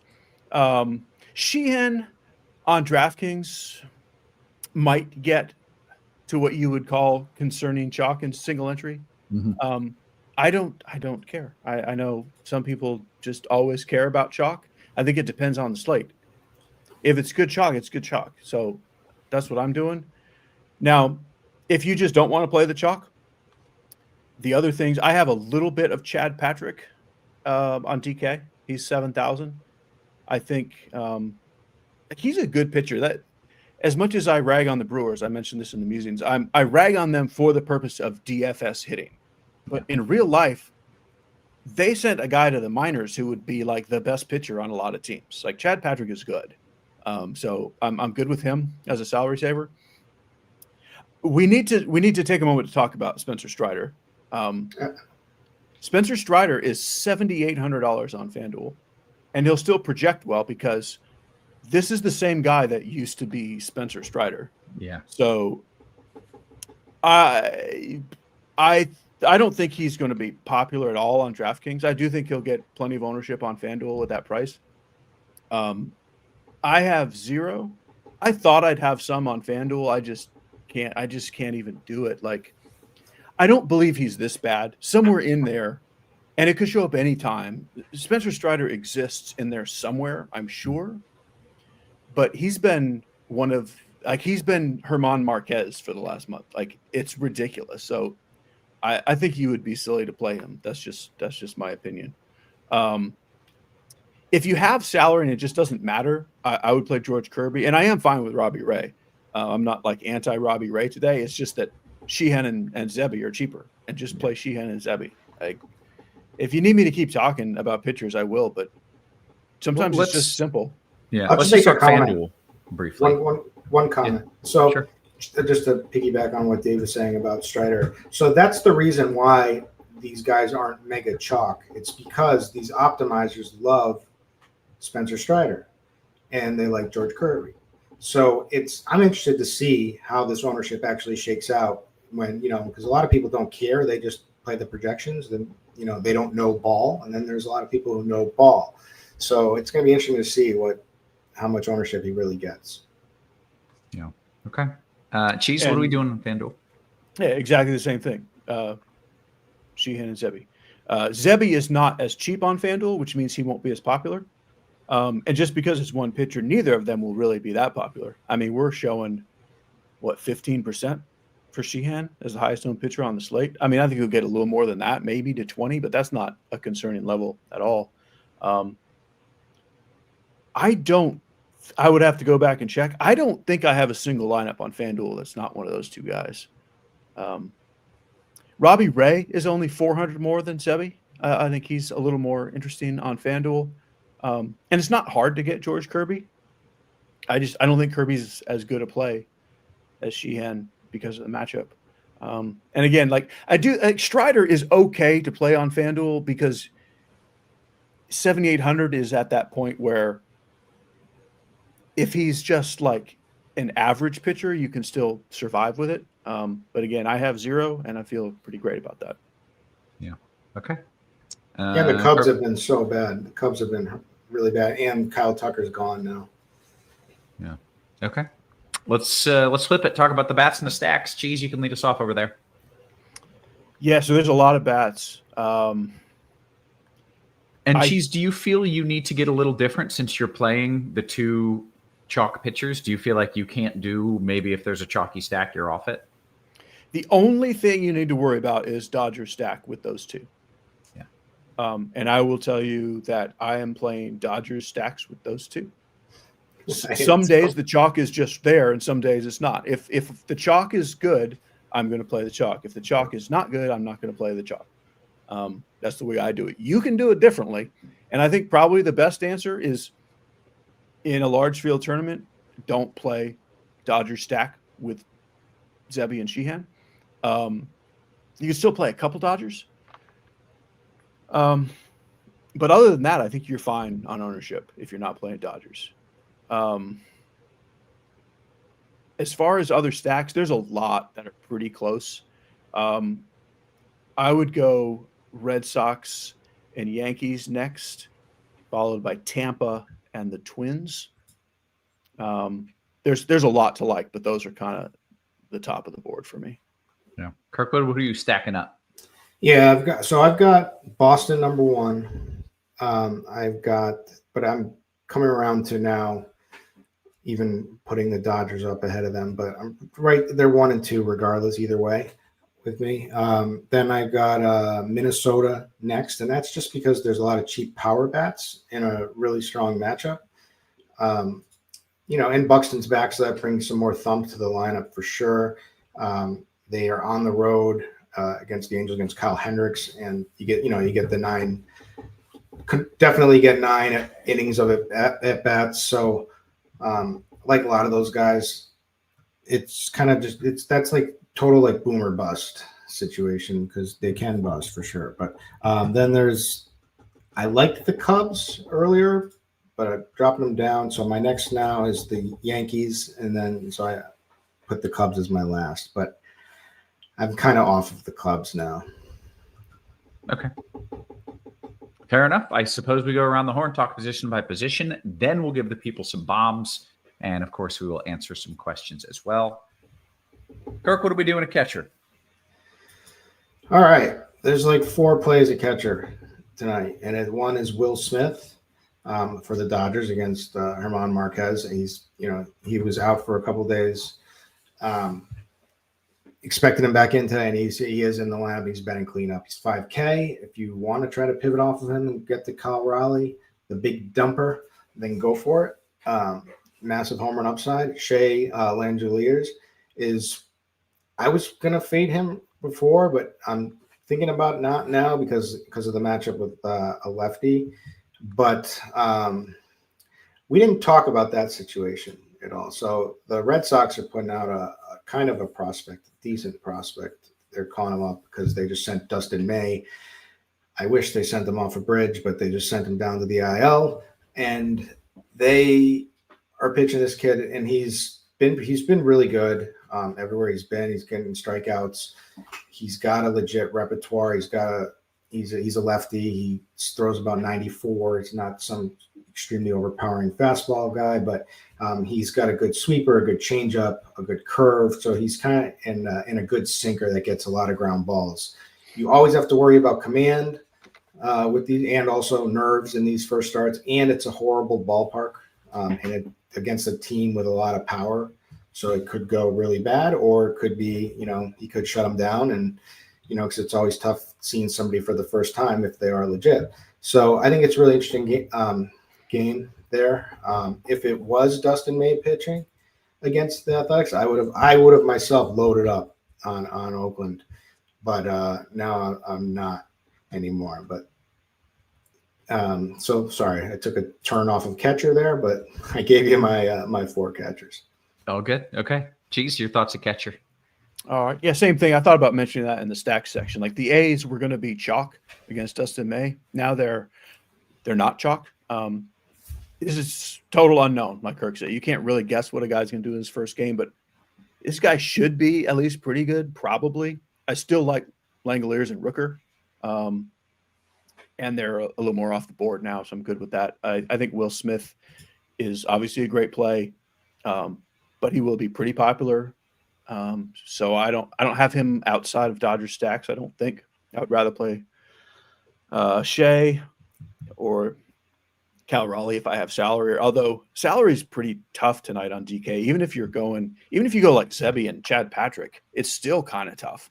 So I don't have much Cal Raleigh. I think Ben Rice is interesting in the mid tier. Cheap stuff you could do like Mitch Garver, Carlos Narvaez. I've got a little bit of like punts with Fiducia and Parita, who are people that are just cheap. Jimmy Crooks? Well, Jimmy Crooks is playing. I'm sad to say he's not in my lineups, but he does have a better name than at least Johnny Parita. I'm not sure between him and Fiducia. I think I would take a Fiducia over a Crook, the guy who has to do good for you versus the guy who's trying to hurt you. I mean, obviously, that's not really close. All right. First base, Cheese. I love Freddie Freeman. Of course, I love Ohtani. I would play him more in the outfield, so I could play Freeman as well. Nick Kurtz will be super off the board now. He's one of those guys who was going to be kind of chalky against May and now takes an ownership hit. I still think he's fine, but I just like the Dodgers guys better. And I like Vlad a lot too. Anytime Vlad faces an extreme fly ball pitcher, bump him up the board a little bit. So to me, those three, Ohtani, Freeman, Vlad, are very top of the board. Michael Busch is one of the Cubs bats I'll play on his own. Rhino Hearn is a guy I've got a little bit of. I was sad to lose Clemens. I had some of him. So where I had Clemens, that's a DK thing where he's a first baseman. There's not really a great direct pivot. I mean, Edward Julian, but I don't like him as much as I like Clemens. So I think you go up to maybe like Jake Berger or something. But really, I kind of had to just rework those lineups and really spend up more at first base. Yeah. Kirkwood? Yeah, it's all the same guys. It's Ohtani, it's Freddie Freeman. I would say Romy Gonzalez, but I think you're better off playing him in second. It's Vlad Guerrero, Jake Berger, Michael Busch, which Dave mentioned, also Ben Rice, which Dave mentioned. And yeah, that's about it for me. Second base, please. All right. Romy Gonzalez, although, I mean, he's been pretty bad lately, but this is a guy who's always had really strong numbers against left-handed pitching, and Springs is definitely hittable in that ballpark for sure. Luke Kiaskell, I think that's how it runs. I can't remember. Batting cleanup. I like it. We're going with that. Kiaskell the Rascal from now on. All right. We're just going the Rascal. That's what we're doing. Like Big Ron, something like that. the Rascal. All right. Brandon Lau, 5,300.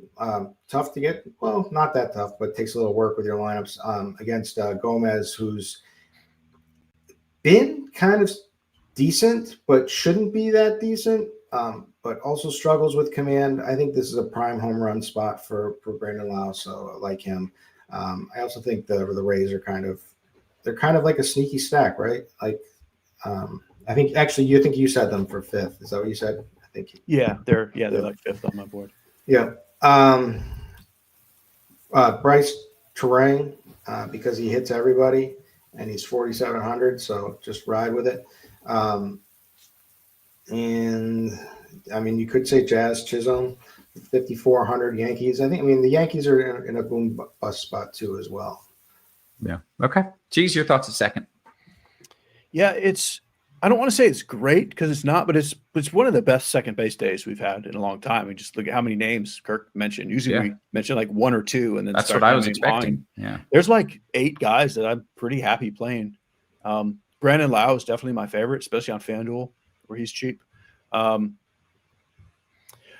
Both Marte and Jazz Chisholm are off the board, not off the board, off the radar. And I think interesting. I prefer Jazz if you want to spend up to be different. So Luke Kiesel or Kiaskell the Rascal and Romy Gonzalez and Bryce Terang are all like very important in their team stacks and fine on their own. I wish one of them was a little cheaper. Like you can get up to Brandon Lau if you're spending that much, but those guys are all fine too. And then if you need to go cheap, like I think Cronenworth is interesting. I'm playing a little Tristan Gray for Tampa on DK. There's a lot. I don't think there's a clear best play outside of maybe Lau on FanDuel. Yeah. Okay. Then let's go to third base. Yeah. Third is similar to second in that I don't know if I would say it's great, but it's pretty deep. And there's a lot of guys you could like. Muncy is the clear chalk. And I think this is one of those you do need to worry about ownership in the rest of your lineup if you're playing Muncy. So some things that I did to just not have all the chalk is I'm doing some Dodger stacks without Muncy because I like third base a lot. And that automatically gets you different with a Dodger stack. If you've got money, I like Machado and Caminero the best. Suarez is interesting as well. And then in that same salary range, I like Addison Barger. And then cheaper, I like Royce Lewis. And there's even more names than that, but those are my favorites. Yeah. Kirkwood, third. All right. So yeah, Muncy, Alex Bregman, Royce Lewis are the cream of the crop for me. Like Dave said, you can get up to Junior Caminero. I mean, there's nothing wrong with that play. against the White Sox in this matchup betting cleanup. He's 5,500, but he's worth it. Manny Machado, another high upside bet. Eugenio Suarez against a lefty, Liberatore, 4,300.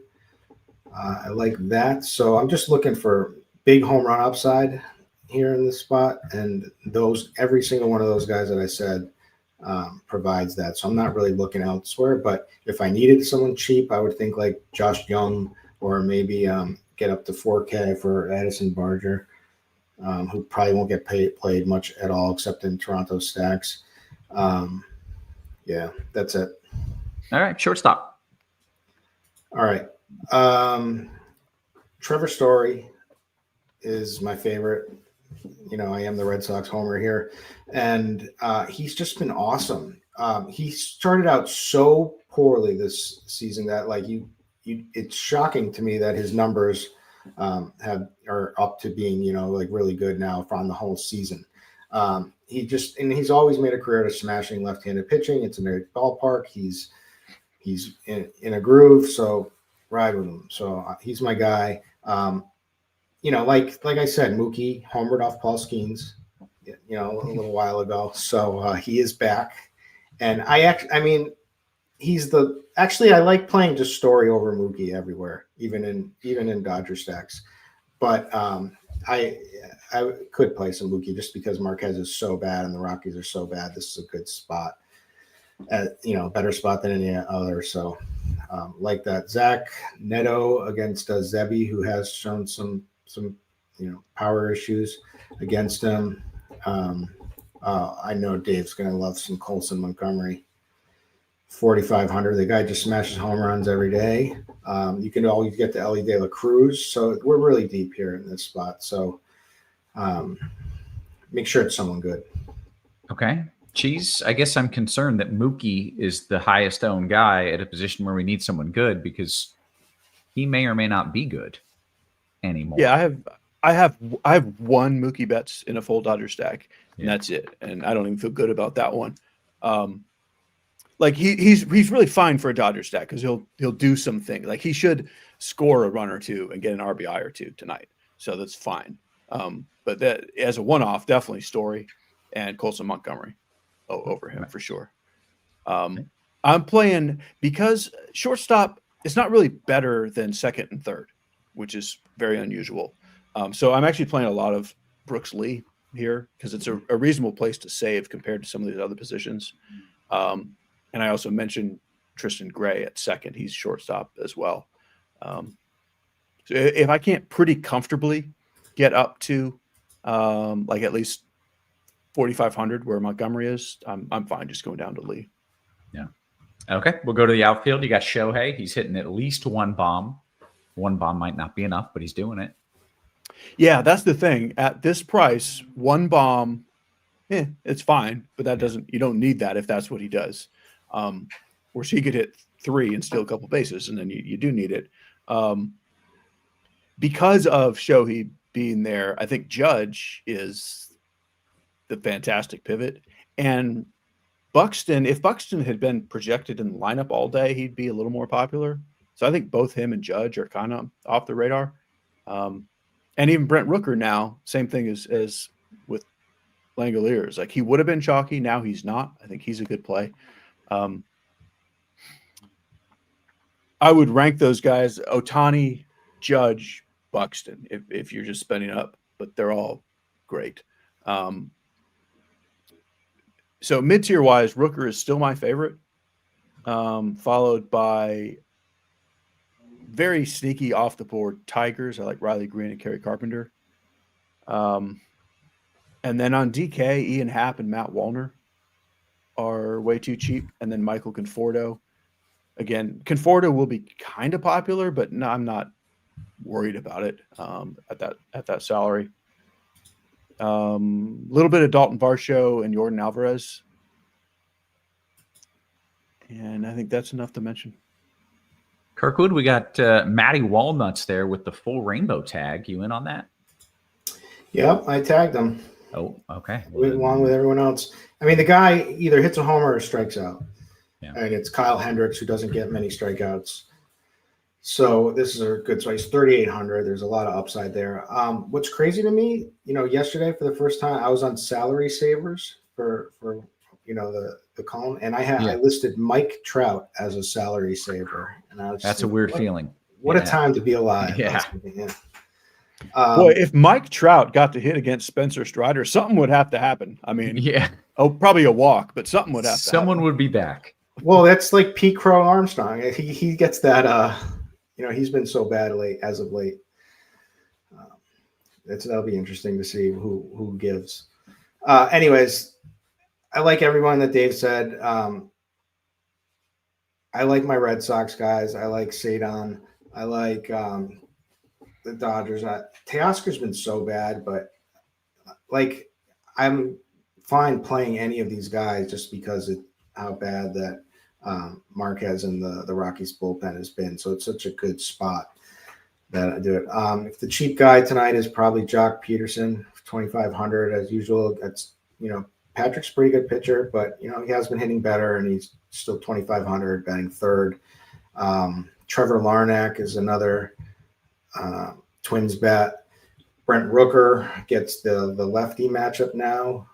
And we said we don't really totally know what to expect, so certainly could take one deep for sure. Jordan against Bieber, I think is interesting. And TJ got me on this. George Springer has just been so good this season. I think Dean was making a slight accusation, I think, about potential substances, but I don't bragging on the Canadians for no reason. That Dean. Come on, Dean. Dean. Okay. Dean Any other hates, names you want to Dean mention? hates Canadians. Dean hates Canadians. It's true. That is a fact. I'm not sure if you're aware, but Dean and TJ have never been on a show together. You've never seen them. It couldn't happen. Well, it would be an issue. Implosion. It's it's terrible. Like you heard, there's a lot of beef behind the scenes. I don't know. There's a lot of people tell me they're getting DMs and all that stuff, but I don't know. Yeah, TJ sent Mounties to Dean's house in the middle of the night, and crazy. That is just it was some wild bananas. Bananas. Here they call it swatting, but there it's he was. mounting. Yeah, exactly. That's what I was gonna say. The Canadians mounting. All right. Anyways, with those shenanigans, none of us know what we're talking about. No. Yeah. All right. We've got 14 minutes left. The people want some bombs. They want some dingers. They want some dongs. Kirkwood, you're the man to give it to them. I don't know if they want all of that. You want some of those things. Sure you do. I'm not even gonna go there. Never mind. I was gonna give him some home run balls, not dongs. All right, so I gotta come up with something that's a little off the board here, guys. I like. So I think that actually tonight, as I'm gonna call a Mookie Betts home run tonight. Whoa! Oh man. Yeah. Okay. I mean, and then, he's going to go back. And then he's not going to hit it. And then he's not going to hit anyone until the playoffs roll again. He's going to get it out tonight. But I think Brandon Lau is definitely a good pick for a home run. Why not Bryce Terang? Why not? Why not? So, okay, very good. And then one guy we didn't mention at second base against Robbie Ray, who's probably the top high-end guy to spend up for, is Ketel Marte. Can always play that guy against the lefty. And he's just elite. Okay. Cheese, you got a few names? Sure. Let's do Royce Lewis and Dalton Varsho. And something cheaper than that, even maybe Tristan Gray. Okay. Good stuff, guys. We have oodles of time. 12, 13 minutes here until we hit the lock. If you are interested in asking any questions about baseball, dinner, ice cream, or NFL Week 1, go ahead, bring them in. We're not going to talk about Week 2. We don't know. But we can kind of look in hindsight about what did happen. Fire away on those questions. Mookie Betts homer. Will it be inside the park, Kirkwood? You called a homer. Is it inside the park or outside? Hey, that counts. That counts. Yeah, I can't. They both count. Mhm. I want to say something about, man, I played that FanDuel contest where there's your money back for the millionaire, and I just spent no time on it, and I put my settings in quickly, like it was like literally like 3 minutes before lock, and made my crunch, and I somehow all of a sudden I started looking at my rosters during the games as they're playing, and I have a quarterback, but I've got nobody paired with him in any line. Like I've got no stack in any lineup, even though that's the first rule I always said is, it must be with a wide receiver or tight end. It should almost be automatic. I put at most 0 was. God. I don't even know how I clicked it or whatever. I have no idea, but man, what a waste. I had a lot of errors, so it was good for the process so I'll be ready this week. That's the time to do it though, when they give you your money back. Yeah, that's exactly. They give me my money back that I didn't care.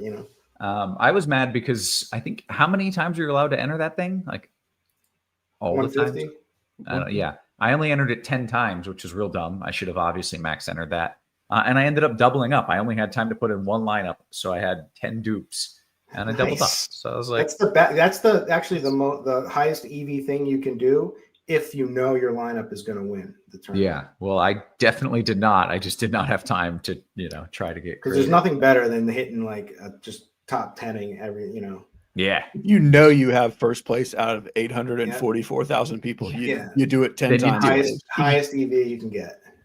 I had a sweat like that beginning in my early days, 150 on I had 150 in the same lineup in a short slate on FanDuel and NFL. And I was in first for like most of it, and I ended up being like third, and I got like 30,000, but I was like 100K, and I was like, holy cow. And I thought Can you imagine the person who came in like fourth, right behind me? It's son of a bitch took me from like legitimately great money down to 160th place, all because you put in the same lineup 150 times. That'd be awesome. Okay, we did get some questions in while we were stalling there. Getting some notes from Derek that Adele is in. I was unaware of that. Here we go. DK single entry. Cheese, Horton and Wallner, or Zebby and Buxton? Zebby Buxton. David, comment you were reading about. Yeah, like he doesn't actually hate Canadians. Dean is actually the nicest dude in the world. It's a bit. He does not. He literally dislikes no one. So I feel bad that people actually. I don't think he likes me. I don't think you're different. That's acceptable. I don't get the feeling that he likes me. I give him UFC winners too, in DMs and stuff. Yeah, it's crazy. That's appropriate. It's different. That I understand. Let's see. Did you get withdrawable money back or only money you can use on the site? I think it was only money you can use on the site. And you have to use it by this Sunday. You have 7 days to use it. Oh. So if you did play that, make sure you play again this week or you'll lose it. That's good to know. There's a chance I wouldn't know you even looked. Yeah, I didn't know that either. But I guess if I won, that's irrelevant, right? Not correct. Bragging, yeah. Superstar like you don't need site credit. You see whatever you want. You're good. Your money's always. Let's see. Kirk, your thoughts on Benintendi tonight? I think it's fine. I looked at him. I was toying around with putting him in a lineup. I think there's absolutely a low-owned upside with him. Yeah. Okay.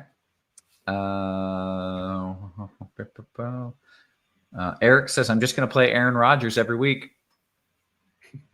Might work. I don't know. I play Justin Fields every week. Yeah. Play my guy Daniel Jones. I always knew Daniel Jones was the right quarterback. You were all I could think of when I saw him doing that. Like, Kevin likes this.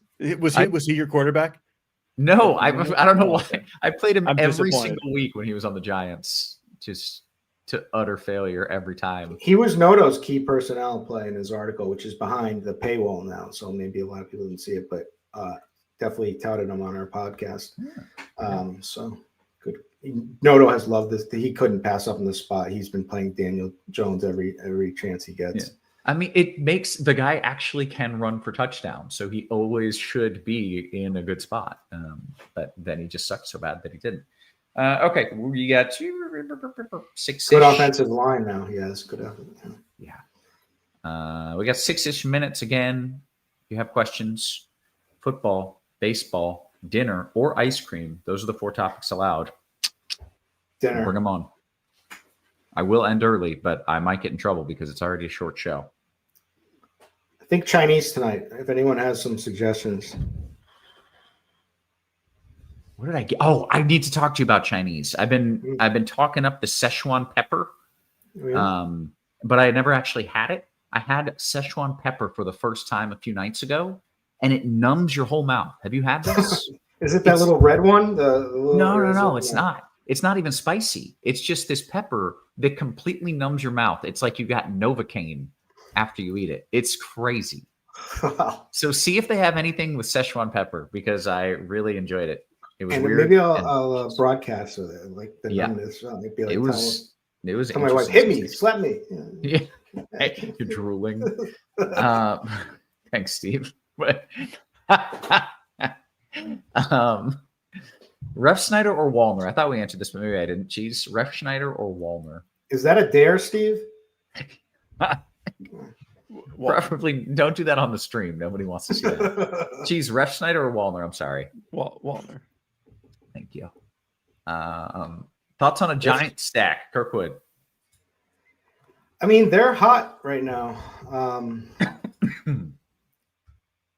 It doesn't feel great. I mean, Gallen's been pitching better as of late too, but yeah, definitely. Why not? Drew Gilbert, 3K, probably hits another home run. Producer Steve says that wasn't me. We don't know. Well, I saw the message got taken away. I was like, what's that? Yeah. Somebody he retracted unless it's Dean in here under. I don't know. There's like 10 different people that have the login for this account. So and they were just waiting for that moment. They've been here all year just waiting for that. I have no idea who would say. How do we sniff it out? How do we sniff? Yeah, sniff we gotta need someone to track the IP. Yeah. All right. I'll call Riley. I'll get Riley Bryant on it. Zebby and Sheehan in a big GPP, Cheese. Yeah, I mean that's the chalk, and as I said, that's what I'm playing. Yeah. So if you don't care about chalk, that's the play. Okay, Cheese. I'm coming right back to you here from Blink. For my large field DK lineup, I need a $2,400 or less second baseman to go with my 5-man A's and my power 2-1 off Storian Lewis, and I need to win it all. I'm leaning Lawler as of now. Oh, I mean, if you need to win it all, my answer is different than if you just want to.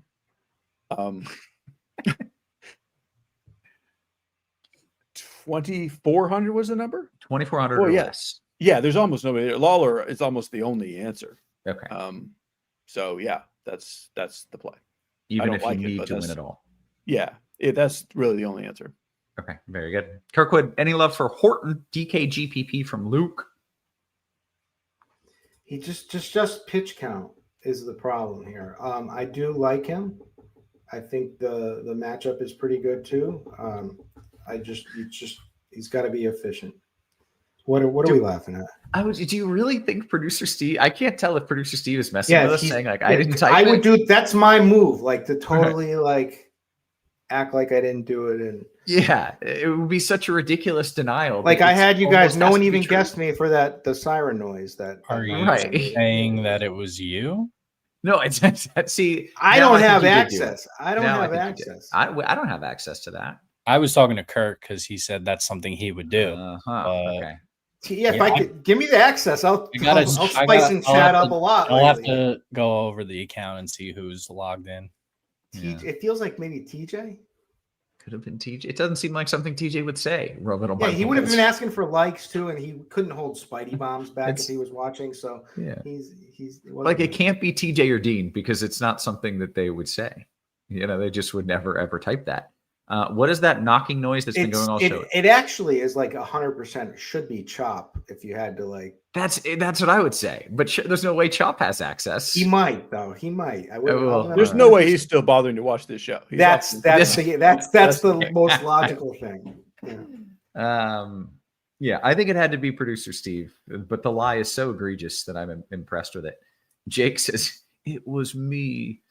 Let's see. Cheese, 3-man on FanDuel. 2 Colorado guy and 1 Zebby. I assume he means 2 Sheehan against Colorado and 1 Zebby, Yeah. in which case I would say yes. Yeah. Yeah. Okay. Kirkwood, thoughts on Horton and Bieber on DK as a combo? I mean, it's out there. Large field, sure. Bieber could be absolutely awesome. It's within the range of outcomes, and Horton could be very efficient in his time, and he's just been mowing people down. So, yeah, large field. Yeah. Okay. Let's see. Can I play Elliott short? Geez. FanDuel single cash. FanDuel cash. Can I play Elliott short? Yeah, you can. I mean, that's definitely more of a tournament seeming play today. But yeah, if you're sitting on the salary, sure. Yeah. Cheese, your top spend up pitcher on FanDuel. Favorite top dollar pitcher? Yeah, okay. It was weird. I mean, my worded, but favorite, I got it. any pitcher, regardless of what you consider top dollar, is Emmett Sheehan. Yeah, okay. A few more questions. Kirkwood, FanDuel, Teoscar and Resch Schneider, or Will Smith and Jacob Wilson? The first. Wallner or Larnack, Kirkwood, on FanDuel? I mean, they're like Wallner has more home run upside, but Larnack is going to make contact more often and does have home run upside too, but just not the same amount. So, and it's probably Wallner's the play for the upside, but he's going to be more popular. So if you wanted to get off of that, Larnack is a fine pivot, but Wallner is the better play, I think. Okay. Yeah. And now I am hearing the chopping onions noise, or the chopping celery noise. Kirkwood, that's you tapping your foot. No. That is not me tapping my foot. I just watched you bouncing. You were definitely like bouncing your leg subconsciously. You're lying. I'll rewind the tape. No, it's stupid. How is this We show don't become disagree with that. Kirkwood. I don't know how this show randomly turned into the show of mysteries that we're trying to solve, but it made the time go by. We did hit the lock, which is certainly good to see. Is that Bobby Gomes could have been, that. Kirkwood, you're getting blamed in the chat for it. That's just so you're aware. You guys are wrong. All right, we're gonna clear on out of here. Make sure you hit it with a thumbs up before you leave. Golf show in 10 minutes. Golf show in 10 minutes. There. That seems important to note. What also seems important to note is the tease that I should have had up. I'm not leaving until I say it. Please don't make me relog into this email. Okay, good. Here we go. If you're looking to get NFL DFS access this season, you get more bang for your buck. Get Combo Pro for a limited time. Get your first month of Combo Pro for $79.99. That's only $5 more than NFL DFS. Basically, you're getting all the sports for $5. Why wouldn't you do that? It is elite value, and I want to make sure you are signing up. Unreleased Lo-Fi Music says, what video game tonight? I might play a video game. I don't know. But you may have just talked me into doing that tonight. We're going to clear on out of here for Cheese, for Kirkwood, for our wonderful production crew, always working hard behind the scenes. Guys, we appreciate you. We love you. And we will catch you tomorrow. You have been cool.